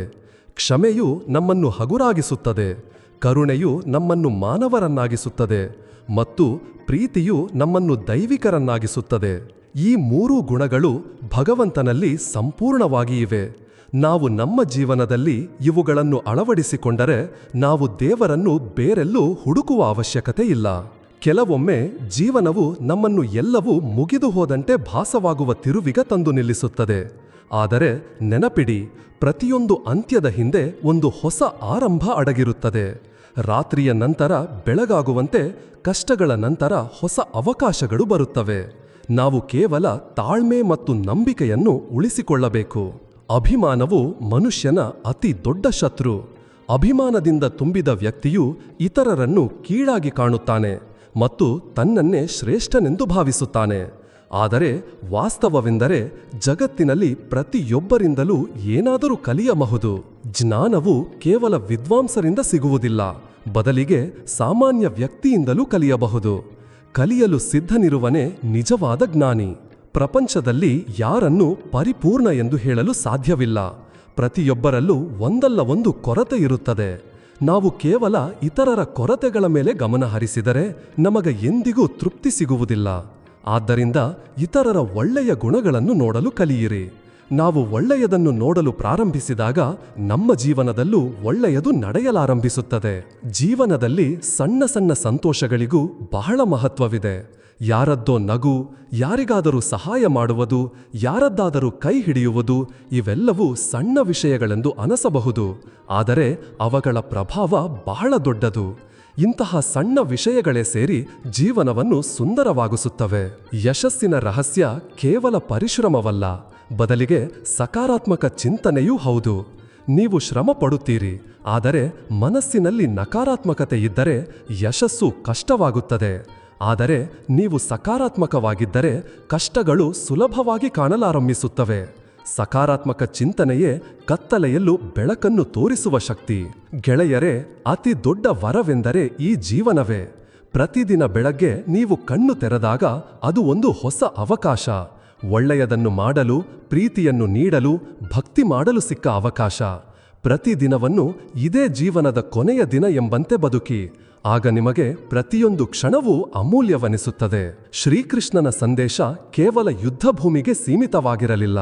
ಆ ಸಂದೇಶ ಪ್ರತಿಯೊಬ್ಬ ಮನುಷ್ಯನಿಗೂ ಅನ್ವಯಿಸುತ್ತದೆ. ಜೀವನವೇ ಒಂದು ಯುದ್ಧಭೂಮಿ. ಇಲ್ಲಿ ನಾವು ಕಾಮ, ಕ್ರೋಧ, ಲೋಭ, ಮೋಹ ಮತ್ತು ಅಹಂಕಾರ ಎಂಬ ಶತ್ರುಗಳೊಂದಿಗೆ ಹೋರಾಡಬೇಕು. ನಾವು ಇವುಗಳ ಮೇಲೆ ವಿಜಯ ಸಾಧಿಸಿದರೆ ಅದೇ ಅತಿ ದೊಡ್ಡ ಗೆಲುವು. ಭಕ್ತಿಯು ಕೇವಲ ದೇವಸ್ಥಾನಕ್ಕೆ ಹೋಗುವುದು ಅಥವಾ ಪೂಜೆ ಮಾಡುವುದಕ್ಕೆ ಸೀಮಿತವಲ್ಲ. ಭಕ್ತಿ ಎಂದರೆ ಪ್ರತಿ ಕ್ಷಣವೂ ದೇವರನ್ನು ನೆನೆಯುವುದು ಮತ್ತು ಅವನ ಮಾರ್ಗದಲ್ಲಿ ನಡೆಯುವುದು. ನೀವು ಶುದ್ಧ ಮನಸ್ಸಿನಿಂದ ಯಾರಿಗಾದರೂ ದಯೆ ತೋರಿದರೆ ಅದೇ ಭಕ್ತಿ. ನೀವು ಪ್ರಾಮಾಣಿಕವಾಗಿ ನಿಮ್ಮ ಕೆಲಸವನ್ನು ಮಾಡಿದರೆ ಅದೇ ಭಕ್ತಿ. ಕೆಲವೊಮ್ಮೆ ದೇವರು ನಮ್ಮ ಪ್ರಾರ್ಥನೆಯನ್ನು ಏಕೆ ಕೇಳುವುದಿಲ್ಲ ಎಂದು ನಾವು ಯೋಚಿಸುತ್ತೇವೆ. ಆದರೆ ಸತ್ಯವೇನೆಂದರೆ ದೇವರು ಪ್ರತಿಯೊಂದು ಪ್ರಾರ್ಥನೆಯನ್ನು ಕೇಳುತ್ತಾನೆ. ಆದರೆ ಅವನು ನಮಗೆ ಯಾವುದು ಯೋಗ್ಯವೋ ಅದನ್ನೇ ಕೊಡುತ್ತಾನೆ. ಹೇಗೆ ತಾಯಿಯು ಮಗುವಿಗೆ ಯಾವಾಗಲೂ ಅವನ ಆರೋಗ್ಯಕ್ಕೆ ಒಳ್ಳೆಯದನ್ನೇ ಕೊಡುತ್ತಾಳೋ, ಹಾಗೆಯೇ ದೇವರು ಕೂಡ ನಮಗೆ ಯಾವುದು ಸರಿಯೋ ಅದನ್ನೇ ನೀಡುತ್ತಾನೆ. ಆತ್ಮ ಸಂಯಮವು ಜೀವನದ ಆಭರಣ. ಯಾರು ತನ್ನ ಮಾತು, ತನ್ನ ಆಲೋಚನೆ ಮತ್ತು ತನ್ನ ಕರ್ಮಗಳನ್ನು ನಿಯಂತ್ರಿಸಿಕೊಳ್ಳುತ್ತಾರೋ ಅವರೇ ಅತಿ ದೊಡ್ಡ ವಿಜಯಶಾಲಿ.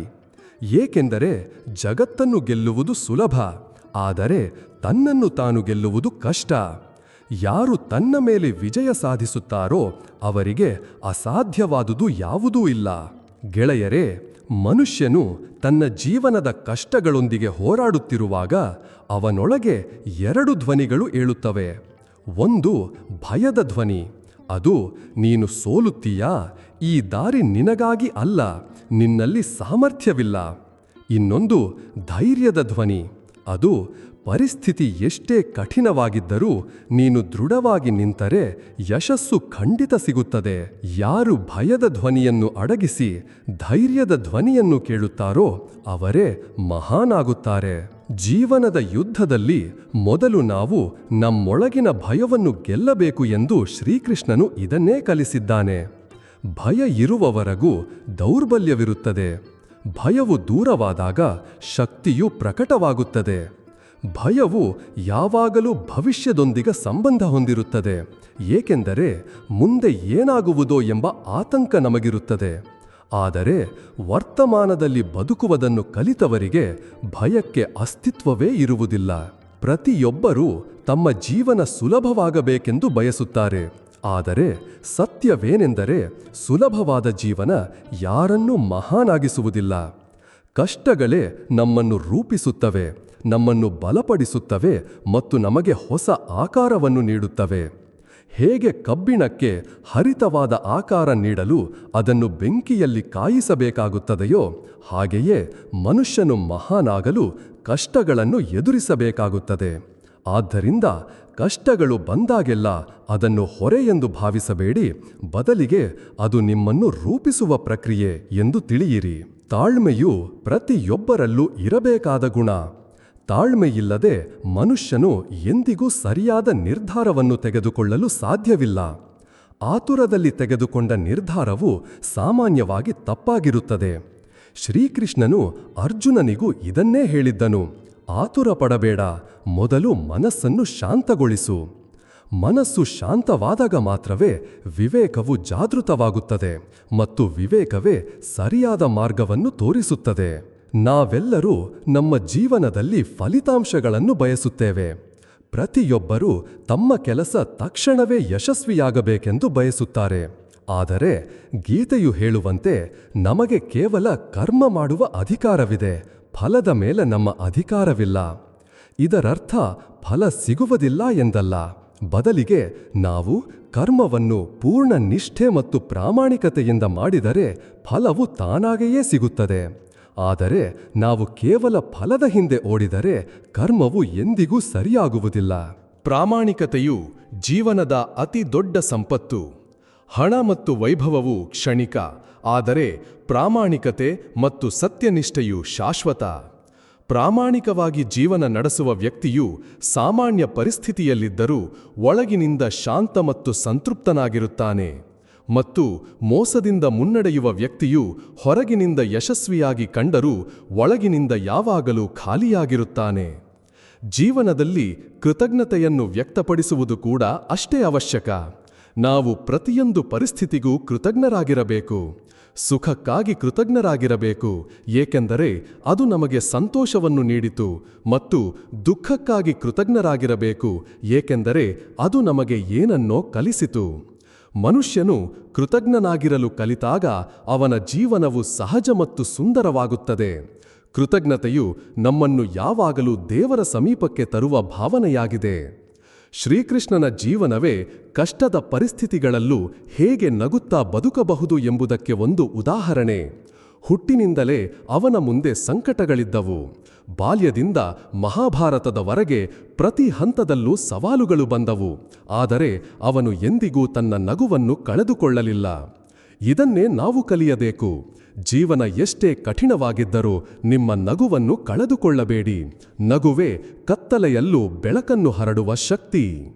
ನಿಜವಾದ ಸುಖವು ಇತರರಿಗೆ ಸುಖ ನೀಡುವುದರಲ್ಲಿದೆ. ನಾವು ಕೇವಲ ನಮ್ಮ ಬಗ್ಗೆ ಯೋಚಿಸಿದಾಗ ಜೀವನವು ಚಿಕ್ಕದಾಗುತ್ತದೆ. ಆದರೆ ನಾವು ಇತರರಿಗಾಗಿ ಬದುಕಲು ಪ್ರಾರಂಭಿಸಿದಾಗ ಜೀವನವು ವಿಶಾಲವಾಗುತ್ತದೆ. ಇದೇ ಕಾರಣಕ್ಕೆ ಸೇವೆಯನ್ನು ಧರ್ಮ ಎಂದು ಕರೆಯಲಾಗಿದೆ. ಸೇವೆ ಕೇವಲ ದಾನ ನೀಡುವುದಕ್ಕೆ ಸೀಮಿತವಲ್ಲ. ಸೇವೆ ಎಂದರೆ ಪ್ರತಿಯೊಂದು ಪರಿಸ್ಥಿತಿಯಲ್ಲೂ ಇತರರ ಒಳಿತನ್ನು ಬಯಸುವುದು. ಅದು ಸಣ್ಣ ಕೆಲಸದ ಮೂಲಕವಿರಲಿ ಅಥವಾ ದೊಡ್ಡ ಕೆಲಸದ ಮೂಲಕವಿರಲಿ. ಅನೇಕರು ತಮ್ಮ ಬಳಿ ಸಾಕಷ್ಟು ಸಂಪನ್ಮೂಲಗಳಿಲ್ಲ, ಆದ್ದರಿಂದ ತಾವು ಇತರರಿಗೆ ಸಹಾಯ ಮಾಡಲು ಸಾಧ್ಯವಿಲ್ಲ ಎಂದು ಯೋಚಿಸುತ್ತಾರೆ. ಆದರೆ ಸತ್ಯವೇನೆಂದರೆ, ಸಹಾಯ ಮಾಡಲು ಸಂಪನ್ಮೂಲಗಳಿಗಿಂತ ಮನಸ್ಸಿನ ಶುದ್ಧತೆ ಬೇಕು. ನಿಮ್ಮ ಬಳಿ ಕೇವಲ ಒಂದು ನಗುವಿದ್ದು ಅದನ್ನು ನೀವು ದುಃಖಿತ ವ್ಯಕ್ತಿಗೆ ನೀಡಿದರೆ ಅದೂ ಕೂಡ ಒಂದು ದೊಡ್ಡ ಸೇವೆ.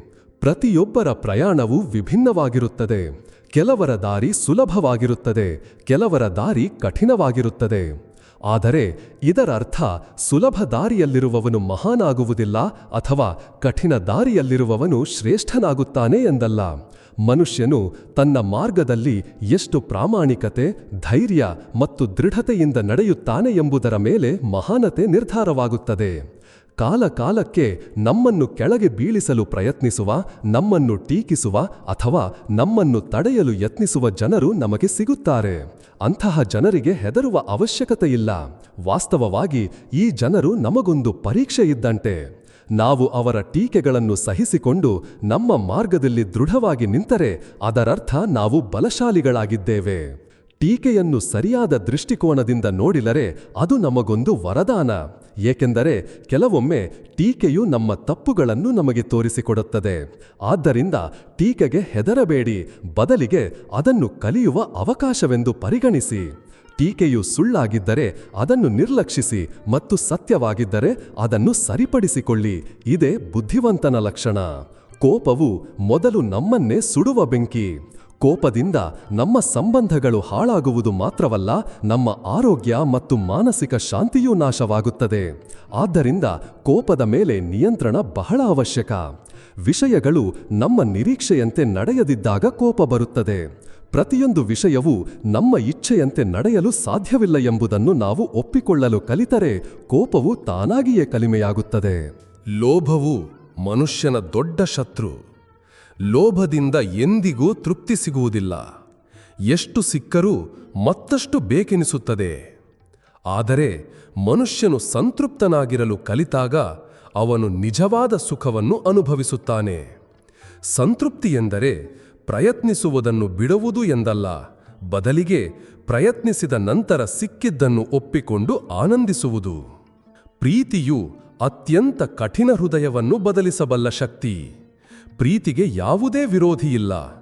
ನಿಜವಾದ ಪ್ರೀತಿ ಮಾಡುವ ವ್ಯಕ್ತಿಯು ಯಾರೊಂದಿಗೂ ದ್ವೇಷವನ್ನು ಇಟ್ಟುಕೊಳ್ಳಲು ಸಾಧ್ಯವಿಲ್ಲ. ಮತ್ತು ದ್ವೇಷವನ್ನು ಇಟ್ಟುಕೊಳ್ಳುವ ವ್ಯಕ್ತಿಯು ಇನ್ನೂ ಪ್ರೀತಿಯನ್ನು ಅರಿತಿಲ್ಲ ಎಂದರ್ಥ. ಇದೇ ಕಾರಣಕ್ಕೆ ಭಗವಂತನನ್ನು ಪ್ರೇಮಸಾಗರ ಎಂದು ಕರೆಯಲಾಗಿದೆ. ಯಾರು ಅವನ ಚರಣಗಳಲ್ಲಿ ಪ್ರೀತಿಯಿಂದ ಸಮರ್ಪಿತರಾಗುತ್ತಾರೋ ಅವರಿಗೆ ಜೀವನದಲ್ಲಿ ಎಂದಿಗೂ ಒಂಟಿತನ ಕಾಡುವುದಿಲ್ಲ. ಭಕ್ತಿಯ ನಿಜವಾದ ಅರ್ಥವೆಂದರೆ ದೇವರನ್ನು ನೆನೆಯುವುದು ಮತ್ತು ಅವನ ಮಾರ್ಗದಲ್ಲಿ ನಡೆಯುವುದು. ಈ ಮಾರ್ಗ ಕೇವಲ ದೇವಸ್ಥಾನಕ್ಕೆ ಸೀಮಿತವಲ್ಲ. ಈ ಮಾರ್ಗವು ನಮ್ಮ ನಡವಳಿಕೆಯಲ್ಲಿ, ನಮ್ಮ ಮಾತಿನಲ್ಲಿ ಮತ್ತು ನಮ್ಮ ಕರ್ಮಗಳಲ್ಲಿ ಪ್ರತಿಫಲಿಸಬೇಕು. ನಾವು ಶುದ್ಧ ಮನಸ್ಸಿನಿಂದ ಯಾರಿಗಾದರೂ ಸಹಾಯ ಮಾಡಿದರೆ ಅದೂ ಭಕ್ತಿ. ನಾವು ಪ್ರಾಮಾಣಿಕವಾಗಿ ನಮ್ಮ ಕರ್ತವ್ಯವನ್ನು ನಿರ್ವಹಿಸಿದರೆ ಅದೂ ಭಕ್ತಿ. ಗೆಳೆಯರೇ, ಜೀವನವು ಬಹಳ ಚಿಕ್ಕದು. ಈ ಪ್ರಯಾಣವು ಯಾವಾಗ ಕೊನೆಗೊಳ್ಳುತ್ತದೆ ಎಂದು ನಮಗೆ ತಿಳಿದಿಲ್ಲ. ಆದ್ದರಿಂದ ಪ್ರತಿ ದಿನವನ್ನು ಕೊನೆಯ ದಿನವೆಂದು ಭಾವಿಸಿ ಬದುಕಬೇಕು. ಇಂದೇ ಕೊನೆಯ ದಿನವಾದರೆ ಅದನ್ನು ಪ್ರೀತಿ, ಕರುಣೆ ಮತ್ತು ಭಕ್ತಿಯಿಂದ ಏಕೆ ತುಂಬಬಾರದು? ಇದೇ ಆಲೋಚನೆಯು ಮನುಷ್ಯನನ್ನು ಮಹಾನಾಗಿಸುತ್ತದೆ. ಗೆಳೆಯರೇ, ಈ ಜಗತ್ತಿನಲ್ಲಿ ಪ್ರತಿಯೊಬ್ಬ ವ್ಯಕ್ತಿಯು ಒಂದಲ್ಲ ಒಂದು ರೂಪದಲ್ಲಿ ಸಂಘರ್ಷ ಮಾಡುತ್ತಿದ್ದಾನೆ. ಕೆಲವರು ಹಣಕ್ಕಾಗಿ, ಕೆಲವರು ಗೌರವಕ್ಕಾಗಿ, ಕೆಲವರು ಕುಟುಂಬಕ್ಕಾಗಿ ಮತ್ತು ಕೆಲವರು ಆತ್ಮಶಾಂತಿಗಾಗಿ ಸಂಘರ್ಷ ಮಾಡುತ್ತಿದ್ದಾರೆ. ಸಂಘರ್ಷದಿಂದ ಓಡಿ ಹೋಗುವುದು ಯಾರಿಗೂ ಸಾಧ್ಯವಿಲ್ಲ. ಆದರೆ ಸಂಘರ್ಷವೇ ನಮ್ಮನ್ನು ಎತ್ತರಕ್ಕೆ ಕೊಂಡೊಯ್ಯುತ್ತದೆ ಎಂಬುದನ್ನು ನೆನಪಿಡಬೇಕು.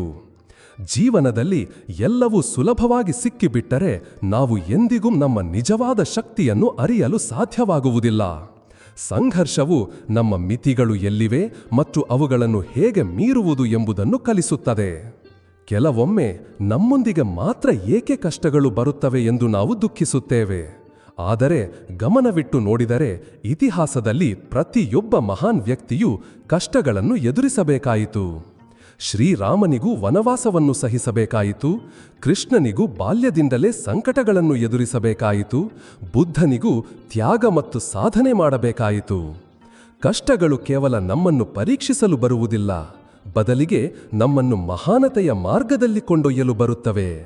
ನಮ್ಮ ಅತಿ ದೊಡ್ಡ ತಪ್ಪೆಂದರೆ ನಾವು ಯಾವಾಗಲೂ ನಮ್ಮನ್ನು ಇತರರೊಂದಿಗೆ ಹೋಲಿಸಿಕೊಳ್ಳುವುದು. ಹೋಲಿಕೆಯಿಂದ ಎಂದಿಗೂ ತೃಪ್ತಿ ಸಿಗುವುದಿಲ್ಲ. ನೀವು ನಿಮ್ಮಗಿಂತ ಮುಂದಿರುವರನ್ನು ನೋಡಿದರೆ ನಿಮ್ಮ ಬಳಿ ಏನೋ ಕಡಿಮೆ ಇದೆ ಎಂದು ಅನಿಸುತ್ತದೆ, ಮತ್ತು ನೀವು ನಿಮ್ಮಗಿಂತ ಹಿಂದಿರುವರನ್ನು ನೋಡಿದರೆ ನಿಮ್ಮ ಬಳಿ ಬಹಳಷ್ಟಿದೆ ಎಂದು ಅರಿವಾಗುತ್ತದೆ. ಆದ್ದರಿಂದ ಹೋಲಿಕೆ ಮಾಡುವುದನ್ನು ನಿಲ್ಲಿಸಿ ಮತ್ತು ನಿಮ್ಮ ಮಾರ್ಗದ ಮೇಲೆ ಗಮನ ಕೊಡಿ. ಪ್ರತಿಯೊಬ್ಬರ ಪ್ರಯಾಣವೂ ವಿಭಿನ್ನ, ಪ್ರತಿಯೊಬ್ಬರ ಭಾಗ್ಯವೂ ವಿಭಿನ್ನ. ಇತರರೊಂದಿಗೆ ಹೋಲಿಸಿಕೊಂಡು ನೀವು ಕೇವಲ ನಿಮ್ಮ ಸುಖವನ್ನು ಕಳೆದುಕೊಳ್ಳುತ್ತೀರಿ. ಜೀವನದಲ್ಲಿ ಅತ್ಯಂತ ಅವಶ್ಯಕವಾದದ್ದು ಆತ್ಮಜ್ಞಾನ. ತಾನು ನಿಜವಾಗಿ ಯಾರೆಂದು ಮನುಷ್ಯನು ಅರ್ಥ ಮಾಡಿಕೊಳ್ಳುವವರೆಗೂ ಅವನ ಜೀವನವು ಅಪೂರ್ಣ. ನಾವು ದೇಹವನ್ನೇ ಎಲ್ಲವೆಂದು ಭಾವಿಸುತ್ತೇವೆ, ಆದರೆ ಸತ್ಯವೇನೆಂದರೆ ನಾವು ಆತ್ಮ. ದೇಹವು ನಶ್ವರ, ಆದರೆ ಆತ್ಮವು ಶಾಶ್ವತ. ಇದೇ ಕಾರಣಕ್ಕೆ ಗೀತೆಯಲ್ಲಿ ಆತ್ಮವು ಹುಟ್ಟುವುದೂ ಇಲ್ಲ, ಸಾಯುವುದೂ ಇಲ್ಲ ಎಂದು ಹೇಳಲಾಗಿದೆ. ನಾವು ಆತ್ಮದ ಮಟ್ಟದಲ್ಲಿ ಬದುಕಲು ಕಲಿತಾಗ ನಮಗೆ ಸಾವಿನ ಭಯವಾಗಲಿ ನಷ್ಟದ ಭಯವಾಗಲಿ ಇರುವುದಿಲ್ಲ. ಪ್ರತಿಯೊಬ್ಬ ವ್ಯಕ್ತಿಯೂ ತನಗೆ ಶಾಂತಿ ಸಿಗಬೇಕೆಂದು ಬಯಸುತ್ತಾನೆ. ಆದರೆ ನಾವು ಶಾಂತಿಯನ್ನು ತಪ್ಪು ಜಾಗದಲ್ಲಿ ಹುಡುಕುತ್ತಿದ್ದೇವೆ. ಹಣ ಸಿಕ್ಕರೆ ಶಾಂತಿ ಸಿಗುತ್ತದೆ, ಪದವಿ ಸಿಕ್ಕರೆ ಶಾಂತಿ ಸಿಗುತ್ತದೆ, ಸಂಬಂಧಗಳಲ್ಲಿ ಸುಖ ಸಿಕ್ಕರೆ ಶಾಂತಿ ಸಿಗುತ್ತದೆ ಎಂದು ನಾವು ಯೋಚಿಸುತ್ತೇವೆ. ಆದರೆ ಸತ್ಯವೇನೆಂದರೆ ಶಾಂತಿ ಹೊರಗಿಲ್ಲ, ಒಳಗಿದೆ. ಮನಸ್ಸು ಸಮತೋಲನದಲ್ಲಿದ್ದಾಗ, ಆಲೋಚನೆಗಳು ಶಾಂತವಾದಾಗ, ನಾವು ವರ್ತಮಾನದಲ್ಲಿ ಬದುಕಲು ಕಲಿತಾಗ ನಿಜವಾದ ಶಾಂತಿಯ ಅನುಭವವಾಗುತ್ತದೆ. ಧ್ಯಾನವೇ ಈ ಶಾಂತಿಯ ಮಾರ್ಗ. ಧ್ಯಾನವೆಂದರೆ ಕೇವಲ ಕಣ್ಣು ಮುಚ್ಚಿ ಕುಳಿತುಕೊಳ್ಳುವುದಲ್ಲ. ಧ್ಯಾನವೆಂದರೆ ತನ್ನ ಆಲೋಚನೆಗಳನ್ನು ನಿಯಂತ್ರಿಸುವುದು ಮತ್ತು ಮನಸ್ಸನ್ನು ಕೇಂದ್ರೀಕರಿಸುವುದು. ಮನಸ್ಸು ಕೇಂದ್ರೀಕೃತವಾದಾಗ ಚದುರಿದ ಆಲೋಚನೆಗಳು ಶಾಂತವಾಗುತ್ತವೆ ಮತ್ತು ಒಳಗಿನಿಂದ ಶಕ್ತಿಯು ಪ್ರಕಟವಾಗುತ್ತದೆ. ಇದೇ ಕಾರಣಕ್ಕೆ ಧ್ಯಾನವನ್ನು ಜೀವನದ ಆಧಾರ ಎಂದು ಕರೆಯಲಾಗಿದೆ. ಸಾಮಾನ್ಯವಾಗಿ ಜನರು ತಾವು ಜೀವನದಲ್ಲಿ ಏನಾದರೂ ದೊಡ್ಡದು ಮಾಡಬೇಕೆಂದು ಯೋಚಿಸುತ್ತಾರೆ, ಆದರೆ ಎಂದಿಗೂ ಆರಂಭಿಸುವುದಿಲ್ಲ. ಕನಸು ಕಾಣುವವರು ಬಹಳಷ್ಟು ಮಂದಿ, ಆದರೆ ಅವುಗಳನ್ನು ನನಸಾಗಿಸುವವರು ಕಡಿಮೆ. ಕೇವಲ ಕನಸು ಕಾಣುವುದರಿಂದ ಏನೂ ಆಗುವುದಿಲ್ಲ, ಅದಕ್ಕಾಗಿ ಪ್ರಯತ್ನಿಸುವುದು ಅವಶ್ಯಕ. ನೀವು ಪ್ರತಿದಿನ ಸಣ್ಣ ಸಣ್ಣ ಹೆಜ್ಜೆಗಳನ್ನಿಟ್ಟರೂ ಒಂದು ದಿನ ನಿಮ್ಮ ಗುರಿಯನ್ನು ತಲುಪುತ್ತೀರಿ. ಆದರೆ ನೀವು ಕೇವಲ ಯೋಚಿಸುತ್ತಲೇ ಇದ್ದು ಏನೂ ಮಾಡದಿದ್ದರೆ ಜೀವನವು ಹಾಗೆಯೇ ಕಳೆದು ಹೋಗುತ್ತದೆ. ಮಾತಿನ ಶಕ್ತಿಯನ್ನು ಎಂದಿಗೂ ಕಡೆಗಣಿಸಬೇಡಿ. ನಮ್ಮ ಮಾತುಗಳು ಇತರರ ಹೃದಯಕ್ಕೆ ನೋವನ್ನುಂಟು ಮಾಡಬಹುದು ಮತ್ತು ಅವರಿಗೆ ಪ್ರೇರಣೆಯನ್ನು ನೀಡಬಹುದು. ಆದ್ದರಿಂದ ಮಾತಿನ ಮೇಲೆ ಸಂಯಮವಿರುವುದು ಅವಶ್ಯಕ. ಎಲ್ಲಿ ಅವಶ್ಯಕವೋ ಅಲ್ಲಿ ಮಾತನಾಡಿ ಮತ್ತು ಎಲ್ಲಿ ಮೌನವಾಗಿರುವುದು ಮುಖ್ಯವೋ ಅಲ್ಲಿ ಮೌನವನ್ನು ಅಳವಡಿಸಿಕೊಳ್ಳಿ. ಮೌನವು ಹಲವು ಬಾರಿ ಶಬ್ದಗಳಿಗಿಂತ ಹೆಚ್ಚು ಪರಿಣಾಮಕಾರಿಯಾಗಿರುತ್ತದೆ. ಯಾರು ತನ್ನೊಳಗಿನ ದೋಷಗಳ ಮೇಲೆ ವಿಜಯ ಸಾಧಿಸುತ್ತಾರೋ ಅವರೇ ನಿಜವಾದ ವೀರ. ಹೊರಗಿನ ಶತ್ರುಗಳನ್ನು ಗೆಲ್ಲುವುದು ಸುಲಭ, ಆದರೆ ನಮ್ಮ ಒಳಗಿನ ಶತ್ರುಗಳನ್ನು ಗೆಲ್ಲುವುದು ಕಷ್ಟ. ಕಾಮ, ಕ್ರೋಧ, ಲೋಭ, ಮೋಹ ಮತ್ತು ಅಹಂಕಾರ ಈ 5 ನಮ್ಮ ಅತಿದೊಡ್ಡ ಶತ್ರುಗಳು. ನಾವು ಇವುಗಳನ್ನು ಗೆದ್ದರೆ ಜೀವನದ ಪ್ರತಿಯೊಂದು ಯುದ್ಧವೂ ಸುಲಭವಾಗುತ್ತದೆ. ಅಹಂಕಾರವು ಮನುಷ್ಯನನ್ನು ಕುರುಡರನ್ನಾಗಿಸುತ್ತದೆ. ಅಹಂಕಾರಿ ವ್ಯಕ್ತಿಯು ಇತರರನ್ನು ಕೀಳಾಗಿ ಕಾಣುತ್ತಾನೆ ಮತ್ತು ತನ್ನನ್ನೇ ಶ್ರೇಷ್ಠನೆಂದು ಭಾವಿಸುತ್ತಾನೆ. ಆದರೆ ಅಹಂಕಾರದಿಂದಲೇ ಮಹಾನ್ ವ್ಯಕ್ತಿಗಳ ಪತನವಾಗಿದೆ. ರಾವಣನು ಜ್ಞಾನಿಯಾಗಿದ್ದ, ಆದರೆ ಅಹಂಕಾರವು ಅವನನ್ನು ವಿನಾಶದತ್ತ ಕೊಂಡೊಯ್ತು. ದುರ್ಯೋಧನನು ಬಲಶಾಲಿಯಾಗಿದ್ದ, ಆದರೆ ಅಹಂಕಾರವು ಅವನನ್ನು ನಾಶ ಮಾಡಿತು. ಆದ್ದರಿಂದ ಯಾರು ಅಹಂಕಾರದಿಂದ ಮುಕ್ತರಾಗುತ್ತಾರೋ ಅವರೇ ನಿಜವಾಗಿಯೂ ಮಹಾನ್. ನಾವೆಲ್ಲರೂ ಜೀವನದಲ್ಲಿ ಸುಖವೇ ಇರಬೇಕು ಮತ್ತು ದುಃಖ ಬರಬಾರದು ಎಂದು ಬಯಸುತ್ತೇವೆ, ಆದರೆ ಇದು ಸಾಧ್ಯವಿಲ್ಲ. ಸುಖ ಮತ್ತು ದುಃಖ ಜೀವನದ 2 ಚಕ್ರಗಳು. ಕೇವಲ ಸುಖವೇ ಇದ್ದಿದ್ದರೆ ನಾವು ಜೀವನದ ಮೌಲ್ಯವನ್ನು ಅರ್ಥಮಾಡಿಕೊಳ್ಳುತ್ತಿರಲಿಲ್ಲ. ಸುಖವು ಎಷ್ಟು ಅಮೂಲ್ಯವೆಂದು ದುಃಖವು ನಮಗೆ ಕಲಿಸುತ್ತದೆ. ಆದ್ದರಿಂದ ದುಃಖ ಬಂದಾಗೆಲ್ಲ ಅದನ್ನು ಶತ್ರುವೆಂದು ಭಾವಿಸಬೇಡಿ, ಬದಲಿಗೆ ಶಿಕ್ಷಕನೆಂದು ಪರಿಗಣಿಸಿ. ಪ್ರತಿದಿನ ಬೆಳಗ್ಗೆ ನೀವು ಎದ್ದಾಗ ಮೊದಲು ದೇವರಿಗೆ ಧನ್ಯವಾದ ಹೇಳಿ, ಏಕೆಂದರೆ ಅವನು ನಿಮಗೆ ಹೊಸ ದಿನವನ್ನು ನೀಡಿದ್ದಾನೆ. ಇಂದು ನಾನು ಯಾರಿಗಾದರೂ ಒಳ್ಳೆಯದನ್ನು ಮಾಡುತ್ತೇನೆ, ಯಾರಿಗಾದರೂ ಸಹಾಯ ಮಾಡುತ್ತೇನೆ, ನನ್ನ ಕನಸುಗರತ್ತ ಹೆಜ್ಜೆ ಇಡುತ್ತೇನೆ ಎಂದು ಯೋಚಿಸಿ.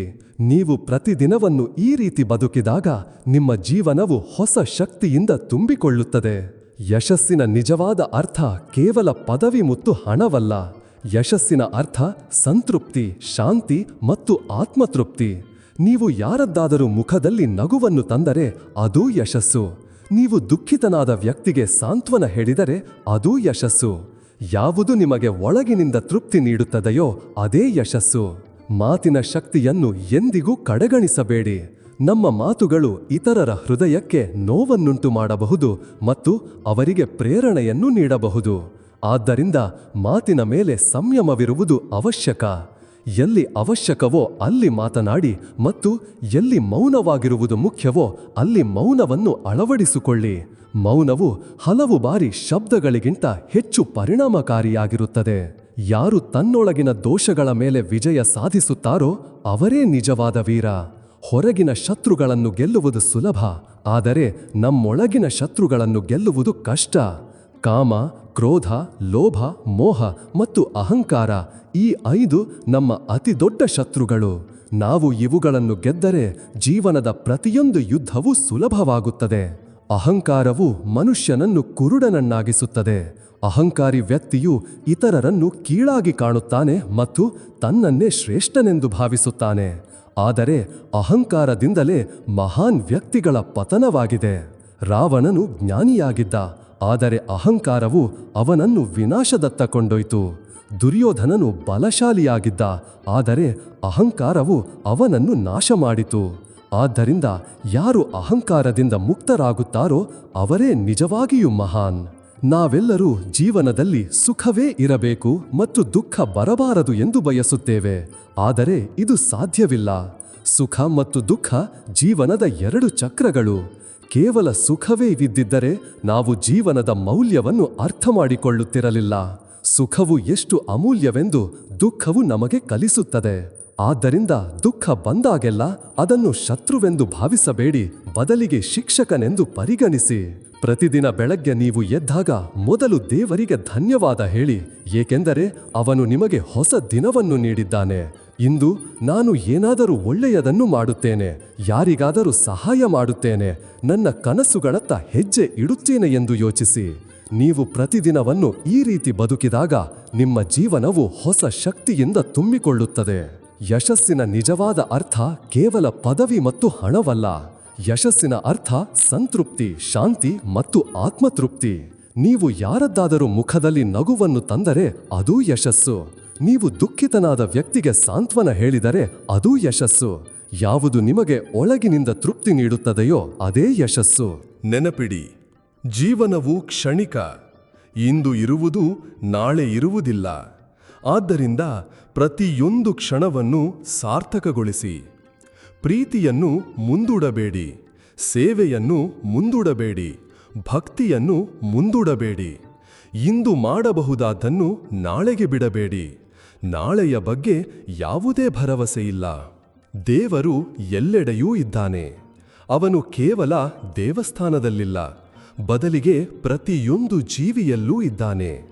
ನೀವು ಹಸಿದವನಿಗೆ ಆಹಾರ ನೀಡಿದರೆ ಅದೇ ದೇವರ ಸೇವೆ. ನೀವು ಅಳುತ್ತಿರುವವರಿಗೆ ಸಾಂತ್ವನ ಹೇಳಿದರೆ ಅದೇ ದೇವರ ಭಕ್ತಿ. ನೀವು ನಿಮ್ಮ ಕರ್ತವ್ಯಗಳನ್ನು ನಿಷ್ಠೆಯಿಂದ ನಿರ್ವಹಿಸಿದರೆ ಅದೇ ಪೂಜೆ. ಭಕ್ತಿಯ ಅತಿ ದೊಡ್ಡ ರೂಪವೆಂದರೆ ಸಮರ್ಪಣೆ. ಮನುಷ್ಯನು ತನ್ನ ಅಹಂಕಾರ, ತನ್ನ ಇಚ್ಛೆಗಳು ಮತ್ತು ತನ್ನ ನಿರೀಕ್ಷೆಗಳನ್ನು ಬಿಟ್ಟು ದೇವರ ಚರಣಗಳಲ್ಲಿ ಸಮರ್ಪಿತನಾದಾಗ ಆಗಲೇ ನಿಜವಾದ ಭಕ್ತಿಯುಂಟಾಗುತ್ತದೆ. ಸಮರ್ಪಣೆ ಎಂದರೆ ಪ್ರಯತ್ನಿಸುವುದನ್ನು ಬಿಡುವುದೆಂದಲ್ಲ, ಬದಲಿಗೆ ಫಲಿತಾಂಶವನ್ನು ದೇವರಿಗೆ ಬಿಟ್ಟು ಪೂರ್ಣ ಮನಸ್ಸಿನಿಂದ ಕರ್ಮ ಮಾಡುತ್ತಲೇ ಇರುವುದು. ಗೆಳೆಯರೇ, ಜೀವನದ ಅತಿ ದೊಡ್ಡ ಸತ್ಯವೆಂದರೆ ಬದಲಾವಣೆಯು ಅನಿವಾರ್ಯ. ನಾವು ಬಯಸಲಿ ಅಥವಾ ಬಯಸದಿರಲಿ, ಸಮಯದೊಂದಿಗೆ ಎಲ್ಲವೂ ಬದಲಾಗುತ್ತದೆ. ಋತುಗಳು ಬದಲಾಗುತ್ತವೆ, ಪರಿಸ್ಥಿತಿಗಳು ಬದಲಾಗುತ್ತವೆ, ಸಂಬಂಧಗಳು ಬದಲಾಗುತ್ತವೆ ಮತ್ತು ನಮ್ಮ ಆಲೋಚನೆಗಳು ಕೂಡ ಬದಲಾಗುತ್ತವೆ. ಆದ್ದರಿಂದ ಬುದ್ಧಿವಂತಿಕೆಯು ಬದಲಾವಣೆಯನ್ನು ಒಪ್ಪಿಕೊಳ್ಳುವುದನ್ನು ಕಲಿಯುವುದರಲ್ಲಿದೆ. ಬದಲಾವಣೆಗೆ ಹೆದರುವ ವ್ಯಕ್ತಿಯು ಜೀವನದಲ್ಲಿ ಹಿಂದೆ ಉಳಿಯುತ್ತಾನೆ. ಆದರೆ ಬದಲಾವಣೆಯನ್ನು ಅವಕಾಶವೆಂದು ಭಾವಿಸಿ ಮುನ್ನಡೆಯುವವನೇ ಯಶಸ್ಸನ್ನು ಸಾಧಿಸುತ್ತಾನೆ. ಸಾಮಾನ್ಯವಾಗಿ ನಾವು ಭೂತಕಾಲದಲ್ಲಿ ಸಿಲುಕಿಕೊಳ್ಳುತ್ತೇವೆ. ನಡೆದ ಘಟನೆಗಳನ್ನು ಪದೇ ಪದೇ ನೆನೆದು ನಾವು ನಮಗೆ ನೋವುಂಟು ಮಾಡಿಕೊಳ್ಳುತ್ತೇವೆ. ಆದರೆ ಭೂತಕಾಲ ಎಂದಾದರೂ ಹಿಂತಿರುಗಿ ಬರುತ್ತದೆಯೇ? ಇಲ್ಲ. ಭೂತಕಾಲವು ಕೇವಲ ನಮಗೆ ಅನುಭವವನ್ನು ನೀಡಲು ಇತ್ತು. ನೀವು ಭೂತಕಾಲವನ್ನು ಹಿಡಿದುಕೊಂಡರೆ ವರ್ತಮಾನವನ್ನು ಕಳೆದುಕೊಳ್ಳುತ್ತೀರಿ ಮತ್ತು ವರ್ತಮಾನ ಕಳೆದು ಹೋದರೆ ಭವಿಷ್ಯವೂ ಕಳೆದು ಹೋಗುತ್ತದೆ. ಆದ್ದರಿಂದ ಭೂತಕಾಲವನ್ನು ಬಿಟ್ಟುಬಿಡಿ ಮತ್ತು ವರ್ತಮಾನದಲ್ಲಿ ಬದುಕಲು ಕಲಿಯಿರಿ. ಹಾಗೆಯೇ ಅನೇಕರು ಭವಿಷ್ಯದ ಚಿಂತೆಯಲ್ಲಿ ಬದುಕುತ್ತಾರೆ. ಏನಾಗುವುದೋ, ಯಾವಾಗ ಆಗುವುದೋ, ಹೇಗೆ ಆಗುವುದೋ ಈ ಪ್ರಶ್ನೆಗಳು ನಮ್ಮನ್ನು ಒಳಗಿನಿಂದ ದುರ್ಬಲಗೊಳಿಸುತ್ತವೆ. ಆದರೆ ಸತ್ಯವೇನೆಂದರೆ ಭವಿಷ್ಯವು ಎಂದಿಗೂ ಚಿಂತಿಸುವುದರಿಂದ ಉತ್ತಮವಾಗುವುದಿಲ್ಲ. ಭವಿಷ್ಯವು ವರ್ತಮಾನದ ಕರ್ಮಗಳಿಂದ ರೂಪುಗೊಳ್ಳುತ್ತದೆ. ನೀವು ಇಂದು ಒಳ್ಳೆಯದನ್ನು ಮಾಡಿದರೆ ಭವಿಷ್ಯವು ತಾನಾಗಿಯೇ ಉತ್ತಮವಾಗುತ್ತದೆ. ಆದ್ದರಿಂದ ಚಿಂತೆಯನ್ನು ಬಿಟ್ಟು ಕರ್ಮದ ಮೇಲೆ ಗಮನ ಕೊಡಿ. ಜೀವನದಲ್ಲಿ ಶಿಸ್ತು ಕೂಡ ಆಹಾರ ಮತ್ತು ನೀರಿನಷ್ಟೇ ಅವಶ್ಯಕ. ಶಿಸ್ತಿಲ್ಲದೆ ಮನುಷ್ಯನು ತನ್ನ ಸಾಮರ್ಥ್ಯಗಳನ್ನು ಸರಿಯಾಗಿ ಬಳಸಿಕೊಳ್ಳಲು ಸಾಧ್ಯವಿಲ್ಲ. ಶಿಸ್ತೆಂದರೆ ತನ್ನ ಸಮಯ, ತನ್ನ ಅಭ್ಯಾಸಗಳು ಮತ್ತು ತನ್ನ ಕರ್ಮಗಳನ್ನು ನಿಯಂತ್ರಿಸುವುದು. ಶಿಸ್ತನ್ನು ಪಾಲಿಸುವ ವ್ಯಕ್ತಿಯು ನಿಧಾನವಾಗಿಯಾದರೂ ಖಚಿತವಾಗಿ ಮುನ್ನಡೆಯುತ್ತಾನೆ. ಪ್ರತಿಯೊಬ್ಬ ವ್ಯಕ್ತಿಯು ಒಂದಲ್ಲ ಒಂದು ದಿನ ಸೋಲನ್ನು ಎದುರಿಸಬೇಕಾಗುತ್ತದೆ. ಸೋಲಿಗೆ ಹೆದರಬಾರದು. ಸೋಲೆ ನಮಗೆ ಗೆಲುವು ಸಾಧಿಸುವುದು ಹೇಗೆಂದು ಕಲಿಸುತ್ತದೆ. ನಾವು ಸೋಲಿಗೆ ಶರಣಾದರೆ ಅಲ್ಲಿಗೆ ನಮ್ಮ ಪ್ರಯಾಣವು ಕೊನೆಗೊಳ್ಳುತ್ತದೆ. ಆದರೆ ನಾವು ಸೋಲಿನಿಂದ ಪಾಠ ಕಲಿತರೆ ಅದು ನಮ್ಮನ್ನು ಗೆಲುವಿನತ್ತ ಕೊಂಡೊಯ್ಯುತ್ತದೆ. ಆದ್ದರಿಂದ ಸೋಲನ್ನು ಶತ್ರುವೆಂದು ಭಾವಿಸಬೇಡಿ, ಮಿತ್ರನೆಂದು ಭಾವಿಸಿ. ಜೀವನದ ಮತ್ತೊಂದು ದೊಡ್ಡ ರಹಸ್ಯವೆಂದರೆ ಸಮತೋಲನ. ನಾವು ಪ್ರತಿಯೊಂದು ಕ್ಷೇತ್ರದಲ್ಲಿ ಸಮತೋಲನವನ್ನು ಕಾಯ್ದುಕೊಳ್ಳಬೇಕು. ಕೆಲಸ ಮತ್ತು ವಿಶ್ರಾಂತಿಯಲ್ಲಿ, ಕುಟುಂಬ ಮತ್ತು ಕರ್ತವ್ಯದಲ್ಲಿ, ಭೋಗ ಮತ್ತು ತ್ಯಾಗದಲ್ಲಿ. ಜೀವನದಲ್ಲಿ ಸಮತೋಲನವಿದ್ದಾಗ ಶಾಂತಿ ಬರುತ್ತದೆ. ಯಾವುದೇ ಒಂದು ಭಾಗ ಹೆಚ್ಚಾದರೆ ಅಸಮತೋಲನ ಉಂಟಾಗುತ್ತದೆ ಮತ್ತು ಅದೇ ದುಃಖಕ್ಕೆ ಕಾರಣವಾಗುತ್ತದೆ. ಕೆಲವೊಮ್ಮೆ ನಮ್ಮ ಬಳಿ ಸಾಕಷ್ಟು ಸಂಪನ್ಮೂಲಗಳಿಲ್ಲ. ಆದ್ದರಿಂದ ನಾವು ಮಹಾನ್ ಕಾರ್ಯಗಳನ್ನು ಮಾಡಲು ಸಾಧ್ಯವಿಲ್ಲ ಎಂದು ನಾವು ಯೋಚಿಸುತ್ತೇವೆ. ಆದರೆ ಇತಿಹಾಸವು ಸಾಕ್ಷಿಯಾಗಿದೆ. ಯಾರು ಮಹಾನ್ ಕಾರ್ಯಗಳನ್ನು ಮಾಡಿದ್ದಾರೋ ಅವರ ಬಳಿ ಆರಂಭದಲ್ಲಿ ಸಂಪನ್ಮೂಲಗಳು ಬಹಳ ಕಡಿಮೆ ಇದ್ದವು. ಅವರ ಬಳಿ ಕೇವಲ ಒಂದೇ ಒಂದು ವಸ್ತುವಿತ್ತು, ಸಂಕಲ್ಪ. ಮತ್ತು ಸಂಕಲ್ಪಕ್ಕಿಂತ ದೊಡ್ಡ ಸಂಪನ್ಮೂಲ ಬೇರೊಂದಿಲ್ಲ. ನಿಮ್ಮ ಸಂಕಲ್ಪವು ಅಚಲವಾಗಿದ್ದರೆ ಜಗತ್ತಿನ ಯಾವುದೇ ಶಕ್ತಿಯೂ ನಿಮ್ಮನ್ನು ತಡೆಯಲು ಸಾಧ್ಯವಿಲ್ಲ. ಸಮರ್ಪಣೆಯ ಮಹತ್ವವನ್ನು ಅರ್ಥ ಮಾಡಿಕೊಳ್ಳುವುದು ಕೂಡ ಬಹಳ ಅವಶ್ಯಕ. ಸಮರ್ಪಣೆ ಎಂದರೆ ಅಹಂಕಾರವನ್ನು ಬಿಟ್ಟು ದೇವರ ಮೇಲೆ ನಂಬಿಕೆ ಇಡುವುದು. ನಾವೆಲ್ಲವನ್ನೂ ನಾವೇ ಮಾಡಲು ಸಾಧ್ಯವಿಲ್ಲ ಎಂದು ಒಪ್ಪಿಕೊಂಡಾಗ ನಾವು ದೇವರ ಶಕ್ತಿಯನ್ನು ನಮ್ಮ ಜೀವನದಲ್ಲಿ ಆಹ್ವಾನಿಸುತ್ತೇವೆ. ಮತ್ತು ದೇವರ ಶಕ್ತಿಯು ಜೊತೆಗಿದ್ದಾಗ ಅಸಾಧ್ಯವಾದುದು ಸಾಧ್ಯವಾಗುತ್ತದೆ. ಜೀವನದ ಪ್ರಯಾಣದಲ್ಲಿ ನಮಗೆ ನೋವುಂಟು ಮಾಡುವ ಜನರು ಸಿಗುತ್ತಾರೆ. ನಾವು ಪ್ರತಿಯೊಂದು ನೋವನ್ನು ಹೃದಯದಲ್ಲಿಟ್ಟುಕೊಂಡರೆ ನಮ್ಮ ಹೃದಯವು ಭಾರವಾಗುತ್ತದೆ. ಆದ್ದರಿಂದ ಕ್ಷಮಿಸುವುದನ್ನು ಕಲಿಯಬೇಕು. ಕ್ಷಮಿಸುವುದರಿಂದ ಅತಿ ದೊಡ್ಡ ಲಾಭ ನಮಗೇ ಆಗುತ್ತದೆ. ಕ್ಷಮೆಯು ನಮ್ಮನ್ನು ಹಗುರಾಗಿಸುತ್ತದೆ ಮತ್ತು ಮುನ್ನಡೆಯಲು ಶಕ್ತಿ ನೀಡುತ್ತದೆ. ತಾಳ್ಮೆ, ಪರಿಶ್ರಮ ಮತ್ತು ನಂಬಿಕೆ ಈ 3 ಗುಣಗಳು ಯಾರಲ್ಲಾದರೂ ಬಂದರೆ ಅವರ ಜೀವನವು ಖಂಡಿತ ಯಶಸ್ವಿಯಾಗುತ್ತದೆ. ತಾಳ್ಮೆಯು ನಮ್ಮನ್ನು ಕಠಿಣ ಸಮಯದಲ್ಲಿ ಸ್ಥಿರವಾಗಿಡುತ್ತದೆ. ಪರಿಶ್ರಮವು ನಮ್ಮನ್ನು ಮುನ್ನಡೆಸುತ್ತದೆ ಮತ್ತು ನಂಬಿಕೆಯು ನಮಗೆ ಪ್ರೇರಣೆ ನೀಡುತ್ತದೆ. ಈ 3 ಸೇರಿ ಜೀವನವನ್ನು ಸಾರ್ಥಕಗೊಳಿಸುತ್ತವೆ. ಗೀತೆಯಲ್ಲಿ ಶ್ರೀಕೃಷ್ಣನು ಇದನ್ನೇ ಕಲಿಸಿದ್ದಾನೆ. ಯಾರು ಎಲ್ಲರ ನಡುವೆ ಇದ್ದುಕೊಂಡು ತನ್ನ ಮನಸ್ಸನ್ನು ನಿಯಂತ್ರಿಸಿಕೊಳ್ಳುತ್ತಾರೋ ಅವರೇ ನಿಜವಾದ ಯೋಗಿ. ಸಂಸಾರದಲ್ಲಿದ್ದುಕೊಂಡು ಕುಟುಂಬ ಮತ್ತು ಸಮಾಜದ ಕರ್ತವ್ಯಗಳನ್ನು ನಿರ್ವಹಿಸಲೇ ಮನಸ್ಸು ದೇವರಲ್ಲಿ ಲೀನವಾಗಿದ್ದರೆ ಅದೇ ನಿಜವಾದ ಯೋಗ. ನಾವು ದೊಡ್ಡ ದೊಡ್ಡ ಕೆಲಸಗಳನ್ನು ಮಾಡಬೇಕೆಂದು ಯೋಚಿಸುತ್ತೇವೆ. ಆದರೆ ಹಲವು ಬಾರಿ ಸಣ್ಣ ಸಣ್ಣ ಕಾರ್ಯಗಳೇ ಜೀವನವನ್ನು ಮಹಾನಾಗಿಸುತ್ತವೆ. ಬಡವನಿಗೆ ಊಟ ನೀಡುವುದು, ದುಃಖಿತನಿಗೆ ಸಾಂತ್ವನ ಹೇಳುವುದು, ಯಾರಿಗಾದರೂ ಭರವಸೆ ನೀಡುವುದು, ಈ ಸಣ್ಣದಾಗಿ ಕಾಣುವ ಕಾರ್ಯಗಳು ವಾಸ್ತವದಲ್ಲಿ ಬಹಳ ದೊಡ್ಡವು. ಏಕೆಂದರೆ ಇವು ಯಾರದ್ದಾದರೂ ಜೀವನದ ದಿಕ್ಕನ್ನೇ ಬದಲಿಸಬಹುದು. ಪ್ರತಿಯೊಬ್ಬ ವ್ಯಕ್ತಿಯೂ ತಾನು ಈ ಜಗತ್ತಿಗೆ ಸುಮ್ಮನೆ ಬಂದಿಲ್ಲ ಎಂಬುದನ್ನು ಅರ್ಥ ಮಾಡಿಕೊಳ್ಳಬೇಕು. ಪ್ರತಿಯೊಬ್ಬರಿಗೂ ಒಂದು ಉದ್ದೇಶವಿದೆ. ನಾವು ನಮ್ಮ ಉದ್ದೇಶವನ್ನು ಅರ್ಥ ಮಾಡಿಕೊಳ್ಳುವವರೆಗೂ ಜೀವನವು ಅಪೂರ್ಣವೆನಿಸುತ್ತದೆ. ಉದ್ದೇಶವನ್ನು ಅರ್ಥ ಮಾಡಿಕೊಳ್ಳಲು ಆತ್ಮಚಿಂತನೆಯ ಅವಶ್ಯಕತೆಯಿದೆ.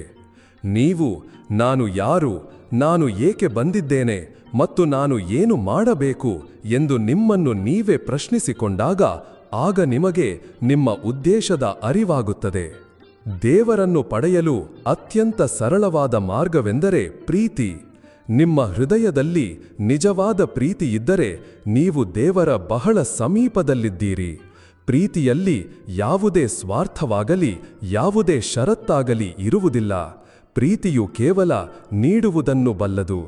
ಇದೇ ಕಾರಣಕ್ಕೆ ಸಂತರು ಪ್ರೀತಿಯನ್ನೇ ಪರಮ ಧರ್ಮ ಎಂದು ಕರೆದಿದ್ದಾರೆ.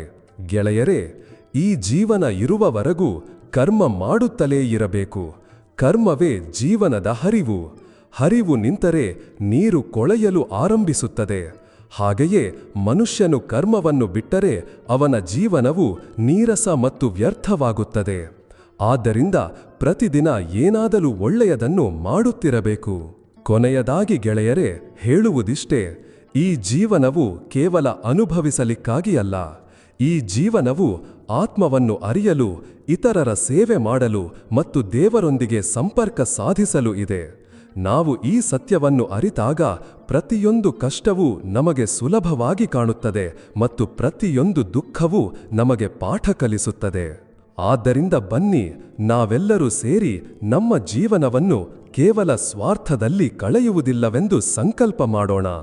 ನಾವು ಇತರರಿಗೆ ಸಹಾಯ ಮಾಡುತ್ತೇವೆ, ಭಕ್ತಿ ಮಾಡುತ್ತೇವೆ, ಪ್ರೀತಿ ಮತ್ತು ಕರುಣೆಯನ್ನು ಅಳವಡಿಸಿಕೊಳ್ಳುತ್ತೇವೆ ಮತ್ತು ಪ್ರತಿ ಕ್ಷಣವೂ ಕೃಷ್ಣನನ್ನು ಸ್ಮರಿಸುತ್ತೇವೆ. ಇದೇ ನಿಜವಾದ ಜೀವನ. ಇದೇ ಗೀತೆಯ ಸಾರ. ಜೈ ಶ್ರೀ ರಾಧೆ ಕೃಷ್ಣ.